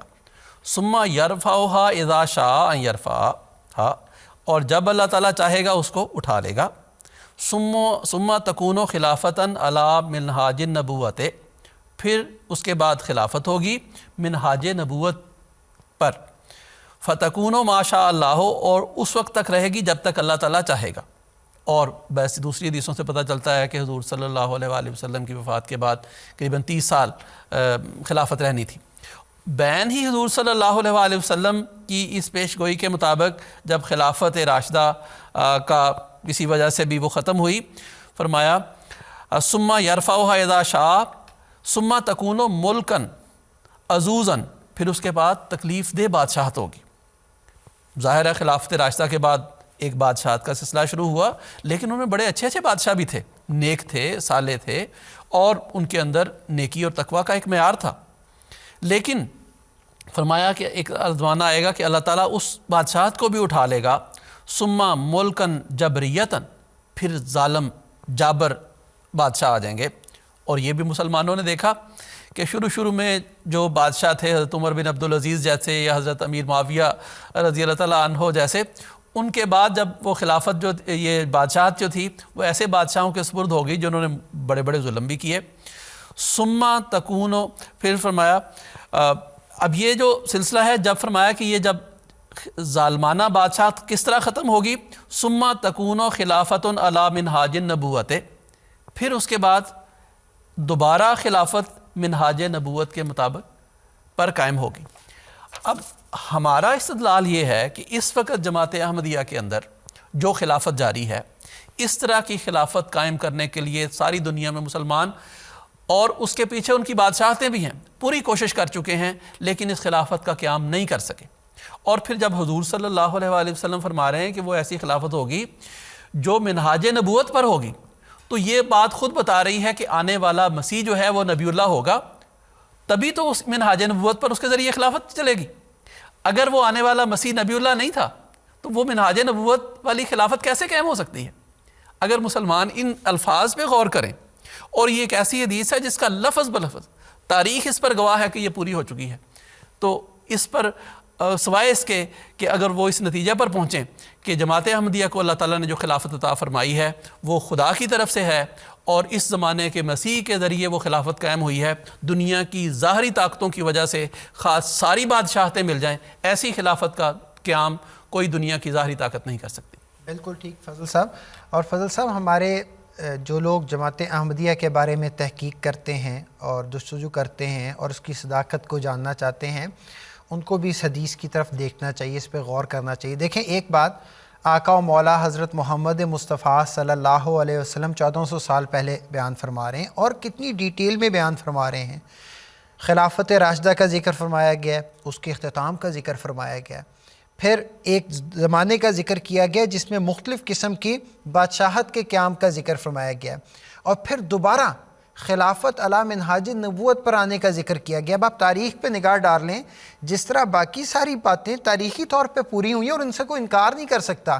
اس لیے یہ ماننا پڑے گا کہ حضرت مسیح موعود علیہ الصلوۃ والسلام، حضرت مرزا غلام احمد قادیانی علیہ الصلوۃ والسلام کا بھی جو دعویٰ ہے وہ عین ہمارے آقا و مولا حضرت محمد مصطفیٰ صلی اللہ علیہ وسلم کی پیشگوئیوں کے مطابق آپ کا مسیح موعود ہونا، امام مہدی ہونا، وقت کا نبی ہونا، لیکن یہ سب کچھ اگر ہے تو صرف حضرت محمد مصطفیٰ صلی اللہ علیہ وسلم کی کامل غلامی میں ہے۔ اگلا سوال بھی اور بڑا برمحل سوال ہے، میں اس کو لے کے ساجد محمود بٹر صاحب کے پاس جانا چاہوں گا۔ السلام علیکم ورحمۃ اللہ وبرکاتہ ساجد صاحب۔ وعلیکم السلام ورحمۃ اللہ۔ ساجد صاحب ہمارے بھائی ہیں ناصر راجپوت صاحب، جرمنی سے سوال کر رہے ہیں اور بڑا ریلیونٹ سوال ہے، گو یہ چوتھا پروگرام ہے اور وقت بہت کم رہ گیا، لیکن میں چاہوں گا کہ آپ ضرور اس سوال کا جواب دیں۔ وہ کہتے ہیں کہ حضرت مسیح موعود علیہ الصلوۃ والسلام کے معجزات حضرت صلی اللہ علیہ وسلم سے محبت کے نتیجے میں ظہور ہوئے، اور جو مقام آپ علیہ الصلوۃ والسلام کو حاصل ہوا وہ بھی نبی کریم صلی اللہ علیہ وسلم سے محبت کے نتیجے میں ملا۔ یہ بات یقیناً درست ہے، تو وہ اس کی تصدیق کرنا چاہ رہے ہیں۔ آپ پلیز کچھ معجزات، کچھ نشانیوں کا ذکر کریں اور اس بات کی تصدیق کریں۔ جی جزاک اللہ۔ سوال جو ہمارے دوست ہمارے بھائی نے کیا ہے وہ بالکل درست ہے کہ حضرت اقدس مسیح موعود علیہ الصلوۃ والسلام کے جو معجزات حضور کے ذریعے سے آئے، جو آپ نے پیشگوئیاں فرمائیں، جو کرامتیں آپ سے صادر ہوئیں اور آپ کو جو عظیم الشان مقام ملا، وہ حضرت صلی اللہ علیہ وآلہ وسلم کی کامل اطاعت اور کامل فرما برداری کے نتیجے میں تھا۔ چنانچہ حضرت مسیح موعود علیہ الصلوۃ والسلام کا ایک الہام ہے، کلو برکات من محمد صلی اللہ علیہ وسلم، کہ ہر ایک قسم کی برکت جو ہے وہ محمد صلی اللہ علیہ وآلہ وسلم کی طرف سے ہے۔ تو اس الہام نے فیصلہ یہ کر دیا کہ تمام برکات جو حضرت اقدس مسیح موعود علیہ الصلوۃ والسلام کے ذریعے سے پوری دنیا میں پھیلیں گی اور تمام فضلوں کی بارشیں جو نازل ہوں گی وہ دراصل حضرت صلی اللہ علیہ وآلہ وسلم کے فیض کا ہی سرچشمہ ہوگا۔ چنانچہ اسی مضمون کو حضور نے اپنے ایک شعر، فارسی شعر میں بھی بیان کیا ہے کہ این چشمہ رواں بخلق خدا دہم یک قطرہ از بحر کمال محمد، کہ جو میں بنی نوع انسان کو جو یہ عظیم الشان فیض کا چشمہ دے رہا ہوں اور برکتیں دے رہا ہوں، یہ تو حضرت صلی اللہ علیہ وآلہ وسلم کے کمال اور آپ کے فیض کے سمندر کا محض ایک قطرہ ہے۔ چنانچہ یہ حضرت صلی اللہ علیہ وآلہ وسلم کا عظیم مقام جو ہے وہ ہمیں بتا رہا ہے۔ جب حضور حضرت مسیح موعود علیہ الصلوۃ والسلام نے اس سلسلے کا آغاز کیا ہے تو اس سے بہت پہلے حضور نے ایک کشف دیکھا، اور کشف یہ تھا کہ آسمان کے لوگ ایسے آدمی کو تلاش کر رہے ہیں جس کے نتیجے میں اسلام کو دوبارہ زندگی ملے، محیی کی تلاش میں ہے، اسلام کو زندہ کرنے والے آدمی کی تلاش میں ہے۔ چنانچہ حضور فرماتے ہیں کہ وہ تلاش کرتے کرتے جب میرے قریب سے گزرنے لگے تو ان میں سے ایک نے میری طرف انگلی کے ساتھ اشارہ کرتے ہوئے کہا کہ حاضر رجلو یحب رسول اللہ صلی اللہ علیہ وسلم، کہ یہ وہ آدمی ہے جو حضرت صلی اللہ علیہ وآلہ وسلم سے محبت رکھتا ہے۔ چنانچہ اس کے آگے حضور نے اسی الہام کی تشریح میں یہ استنباط کیا کہ اس سے ثابت یہ ہوتا ہے کہ اس عہدے کی جو شرط عظیم ہے وہ محبت رسول صلی اللہ علیہ وآلہ وسلم ہے۔ چنانچہ حضور کا ایک شعر بھی ہے، وہ پیشوا ہمارا جس سے ہے نور سارا، نام اس کا ہے محمد، دل بھر میرا یہی ہے۔ چنانچہ سارے کا سارا نور اور ساری برکتیں اور سارے فیض جو پوری دنیا میں پھیل رہے ہیں حضرت اقدس مسیح موعود علیہ الصلوۃ والسلام آپ کی خلافت اور آپ کی جماعت کے ذریعے سے، یہ دراصل حضرت صلی اللہ علیہ وآلہ وسلم کے فیض ہیں۔ جہاں تک برہان صاحب اس سوال کے دوسرے حصے کا تعلق ہے جو آپ نے یہ ذکر کیا کہ حضرت مسیح موعود علیہ الصلوۃ والسلام کے چند معجزات اگر اس جگہ پہ ذکر کر دیں، تو اس حوالے سے میں ایک ہی عظیم الشان معجزے کا ذکر کرنا یہاں مناسب سمجھوں گا وقت کی مناسبت سے، اور وہ یہ ہے کہ خدا تعالیٰ نے بڑی کثرت کے ساتھ حضرت اقدس مسیح موعود علیہ الصلوۃ والسلام کو بشارتیں دیں کہ تیرا پیغام جو ہے وہ دنیا کے کناروں تک پھیلے گا۔ چنانچہ حضور کا الہام ہی ہے کہ میں تیری تبلیغ کو زمین کے کناروں تک پہنچاؤں گا۔ ایک اور جگہ پہ حضور کا الہام درج ہے کہ یاتون من کل فج عمیق، کہ دور دراز کے علاقوں سے لوگ تیرے پاس آئیں گے۔ فرمایا کہ اللہ تعالیٰ نے الہامن فرمایا یاتیکا من کل فج عمیق، کہ دور دراز کے علاقوں سے لوگ تحائف جو ہیں وہ تیرے پاس لے کے آئیں گے۔ ایک اور الہام میں خدا تعالیٰ نے آپ کو مخاطب کرتے ہوئے فرمایا کہ انا آتینا کل کوثر، کہ ہم نے تجھے کوثر عطا کی۔ کوثر ہر اچھائی کی کثرت جو ہے وہ کوثر کہلاتی ہے، چنانچہ اس سے ایک مراد کہ تیرے پیروکاروں کی کثرت ہوگی دنیا میں۔ ایک اور الہام انگلش زبان میں اللہ تعالیٰ نے آپ کو کیا کہ I shall give you a large party of Islam. پھر ایک اور جگہ پہ حضور نے فرمایا کہ اللہ تعالیٰ نے مجھے یہ بشارت دی کہ میں تیرے خالص اور دلی محبوں کے گروہ کو بڑھاؤں گا اور ان کے نفوس اور اموال میں برکت دوں گا اور ان میں کثرت بخشوں گا۔ چنانچہ جس طرح آپ ذکر کر رہے تھے کہ آج سے تقریباً 130 سال پہلے اس جماعت کا آغاز ہوا، آج 130 سال کے بعد وہ آدمی جو اکیلا تھا، وہ آدمی جس کو کوئی جاننے والا نہیں تھا، آج اس کے ماننے والے 210 سے زائد ملکوں میں پھیل چکے ہیں، کروڑوں کی تعداد میں ہیں، مختلف رنگوں کے ہیں، مختلف نسلوں کے ہیں، مختلف قوموں کے ساتھ ان کا تعلق ہے، ان میں یورپین بھی ہیں، ان میں افریقن بھی ہیں، ان میں امریکن بھی ہیں، ان میں آسٹریلین بھی ہیں۔ تو مختلف رنگوں کے، زبانوں کے، مختلف قوموں کے لوگوں کا آپ کی جماعت میں داخل ہو جانا باوجود تمام تر مخالفت کے، یہ ایک عظیم الشان معجزہ ہے جو خدا تعالیٰ نے آپ کے ہاتھ سے دکھایا۔ بہت بہت شکریہ ساجد صاحب، جس طرح آپ نے بڑی تفصیل کے ساتھ بیان کر دیا ہے، اگر اس کا عملی نمونہ دیکھنا ہو تو جماعت احمدیہ کے دنیا بھر میں جو جلسہ ہائے سالانہ ہوتے ہیں ان کو دیکھا جا سکتا ہے۔ واقعی ملک ہاں ملک سے تعلق رکھنے والے، مختلف زبانیں بولنے والے، ایک دوسرے کو السلام علیکم ورحمۃ اللہ وبرکاتہ کا تحفہ دینے والے اور مسکراہٹ کے ساتھ ایک دوسرے سے ملنے والے لوگ ہمیں نظر آتے ہیں۔ اس وقت نصیر حبیب صاحب جو ہمارے پینل ممبر بھی ہوتے ہیں وہ اس وقت لائن پہ موجود ہیں، ہم سے بات کرنا چاہ رہے ہیں۔ السلام علیکم ورحمۃ اللہ وبرکاتہ نصیر صاحب۔ اچھا لائن پہ اچھا اس وقت وہ موجود نہیں، کوئی بات نہیں۔ نصیر قمر صاحب، اگلا سوال ہمارے ایک بھائی کا ہے، لیکن مجھے بتایا جا رہا ہے کہ وہ اپنا نام انہوں نے نہیں بتایا، لیکن میں سمجھتا ہوں کہ سوال بہت ریلیونٹ ہے ان آخری لمحات میں، آخری منٹوں میں، جبکہ ہمارا پروگرام جو ہے اختتام کے قریب جا رہا ہے۔ وہ یہ پوچھنا چاہ رہے ہیں کہ میرا سوال یہ ہے کہ ایمان کو مضبوط کس طرح کیا جائے اور صراط مستقیم پر کس طرح رہا جائے، اس کے لیے کون سی دعا کرنی چاہیے؟ دیکھیں، ایک تو یہ یاد رکھنا چاہیے کہ حضرت صلی اللہ علیہ وسلم نے سورہ فاتحہ کو بہت سارے نام بھی دیے ہیں، جن میں سے ایک دعا یہ بھی ہے، ایک نام یہ بھی ہے کہ ام القرآن ہے، یعنی سارے قرآن کی ماں ہے۔ قرآن مجید مختلف دعاؤں سے بھرا پڑا ہے جو انبیاء علیہ السلام نے کیں، جو اللہ تعالیٰ نے خود سکھائیں۔ ساری دعائیں ہی ایمان کی مضبوطی کے لیے ہیں، اور سورۃ فاتحہ جو ہے اس کے متعلق حضرت اقدس مسیح موعود علیہ السلام نے قرآن و حدیث کی روشنی میں خاص طور پر اس بات پر زور دیا ہے کہ یہ جامع دعا ہے۔ اور اہدنا الصراط المستقیم صراط الذین انعمت علیہم غیر المغضوب علیہم ولا الضالین کی یہ جو دعا ہے، خاص طور پر اس سورۃ فاتحہ کا یہ حصہ، اس کو پورے طور پر غور اور تدبر کر کے، سوچ کر اور سمجھ کر، اس کے معنی اور مطالب کو سامنے رکھ کر اگر پڑھا جائے تو یہ بہت ہی اہم دعا ہے۔ اور اس پہلو سے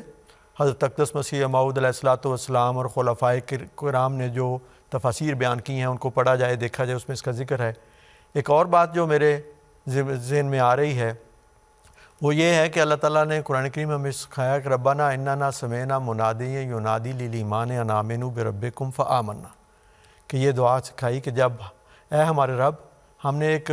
منادی کو سنا جو ایمان کی طرف بلا رہا تھا، پس ہم ایمان لے آئے۔ ایمان کا خاص طور پر ذکر ہے۔ اس کے بعد یہ دعا بتائی ربنا فاغفر لنا ذنوبنا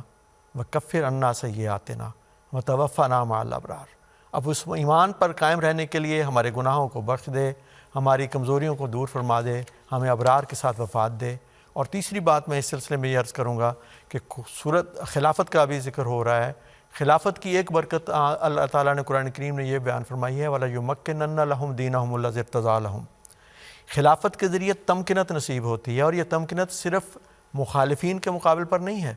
بلکہ جو خلافت سے وابستہ ہیں ان کے اندر ایمانیات کو مضبوط کرنے کے لیے بھی خلافت ہی ذریعہ ہے۔ تو یہ میں عرض کروں گا کہ اگر خلافت سے وابستگی میں اور اطاعت میں صدق اور اخلاص اور محبت کے تعلق میں ہم بڑھتے ہیں اور خلیفہ وقت کی طرف سے خاص طور پر جن حالات میں جن دعاؤں کی طرف خاص طور پر توجہ دلائی جاتی ہے، اگر ہم ان کو کرتے ہیں تو وہ ہمارے ایمان کو تقویت دینے کا موجب ہوتی ہیں، اور انشاءاللہ اس کے نتیجے میں ایمان کے ثمرات بھی حاصل ہوتے ہیں۔ بہت بہت شکریہ نصیر قمر صاحب۔ ناظرین کرام، ہمارا یہ جو پروگرام کا سلسلہ جاری تھا، یہ آج کے پروگرام کے ساتھ اپنے اختتام کو پہنچے گا، اور یہ پروگرام جو 4 پروگرام تھے یہ لنڈن اسٹوڈیو سے آپ کے سامنے پیش کیے جا رہے تھے۔ ہم نے کوشش یہ کی ہے کہ مختلف پیرائے میں، مختلف انداز میں حضرت اقدس مسیح موعود علیہ الصلوۃ والسلام کا جو ظہور ہے، جو آپ کا دعویٰ ہے، اور جس وقت آپ اس دنیا میں تشریف لائے، اس کو تمام پہلوؤں سے آپ کے سامنے پیش کرنے کی کوشش کریں۔ اس پروگرام میں جو آج کا پروگرام ہے، اس میں جو میرے پینل ممبران یہاں شامل گفتگو رہے، میں ان کا بھی شکر گزار ہوں۔ ساجد محمود صاحب غانہ سے ہمارے ساتھ رہے، فضل الرحمان ناصر صاحب اور نصیر قمر صاحب۔ ناظرین کرام، حضرت اقدس مسیح موعود علیہ الصلوۃ والسلام کی آمد آقا و مولا حضرت محمد مصطفیٰ صلی اللہ علیہ وسلم کی پیشگوئیوں کے عین مطابق تھی۔ آپ جو پیغام لے کے آئے، جو باتیں ہمیں بتائیں، وہ ڈھکی چھپی نہیں ہیں۔ دنیا کے کونے کونے میں بیٹھا ہوا کوئی بھی آدمی، کوئی بھی شخص، کوئی بھی میری بہن، کوئی بھی میرا بھائی اس پیغام کو دیکھ سکتا ہے، سن سکتا ہے اور پڑھ سکتا ہے۔ اس کے لیے آپ کو جانا ہوگا ہماری جو ویب سائٹ ہے alislam.com، اس کو ضرور وزٹ کریں، alislam.org، اس کو ضرور وزٹ کریں۔ اور اس سے بڑھ کے جو براہ راست ایک فیض ہمیں نصیب ہوتا ہے، وہ حضرت امیر المومنین حضرت خلیفۃ المسیح الخامس ایدہ اللہ تعالیٰ بن عزیز ہر جمعے کے روز خطبہ جمعہ ارشاد فرماتے ہیں، اور ہمارے لیے اس میں بے شمار رہنمائی ہوتی ہے۔ اس کو بھی ضرور سنیں اور خود جانچیں اور پرکھیں کہ آپ کو ان خطبات جمعہ میں کیا ملتا ہے۔ ان خطبات جمعہ میں اللہ تعالیٰ کا پیغام ملتا ہے، قرآن کریم ملتا ہے،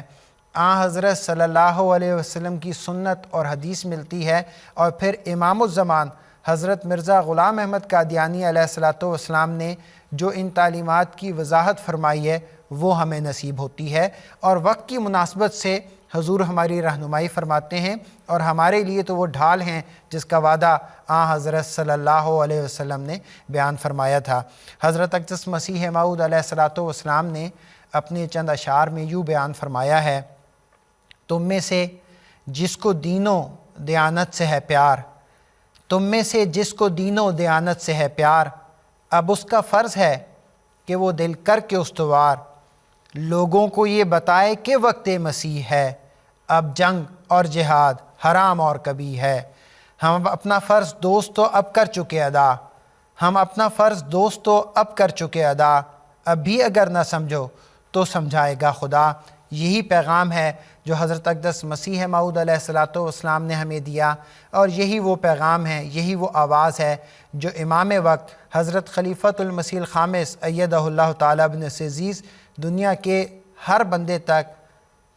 ٹی وی کے ذریعے، تحریر کے ذریعے اور اپنے پیغام کے ذریعے لوگوں تک پہنچا رہے ہیں۔ اور ہم ہر وقت صرف ایک ہی بات کرتے ہیں، اور وہ بات یہ کرتے ہیں کہ وہ مسیح جس کے آنے کا وعدہ دیا گیا تھا وہ آ چکا ہے۔ لوگوں کو چاہیے کہ اس کی بات سنیں اور اس کی طرف توجہ دیں، یہ نہ ہو کہ پھر دیر ہو جائے۔ ہمیں یہ بھی نظر آتا ہے کہ جب بھی کوئی ایسی آفت کی بات آتی ہے، کوئی دنیا میں کوئی پریشانی آتی ہے، تو امیر المومنین ان الفاظ میں ہمیں توجہ دلاتے ہیں۔ ابھی کل کے خطبہ جمعہ میں آپ نے فرمایا آخری حربہ دعا ہے، اور یہ دعا کرنی چاہیے کہ اللہ تعالی ہم سب کو اس کے شر سے بچائے۔ ان تمام احمدیوں کے لیے بھی خاص طور پہ دعا کریں جو اس بیماری میں کسی وجہ سے مبتلا ہو گئے، یا ڈاکٹروں کو شک ہے کہ ان کو بھی یہ وائرس ہے، یا کسی بھی بیماری میں مبتلا ہیں، سب کے لیے دعا کریں۔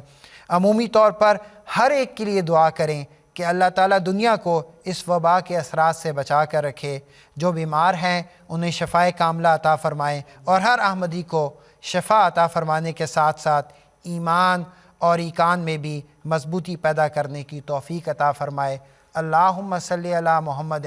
وعلی آل محمد وبارک وسلم انک حمید مجید۔ اللہ حافظ۔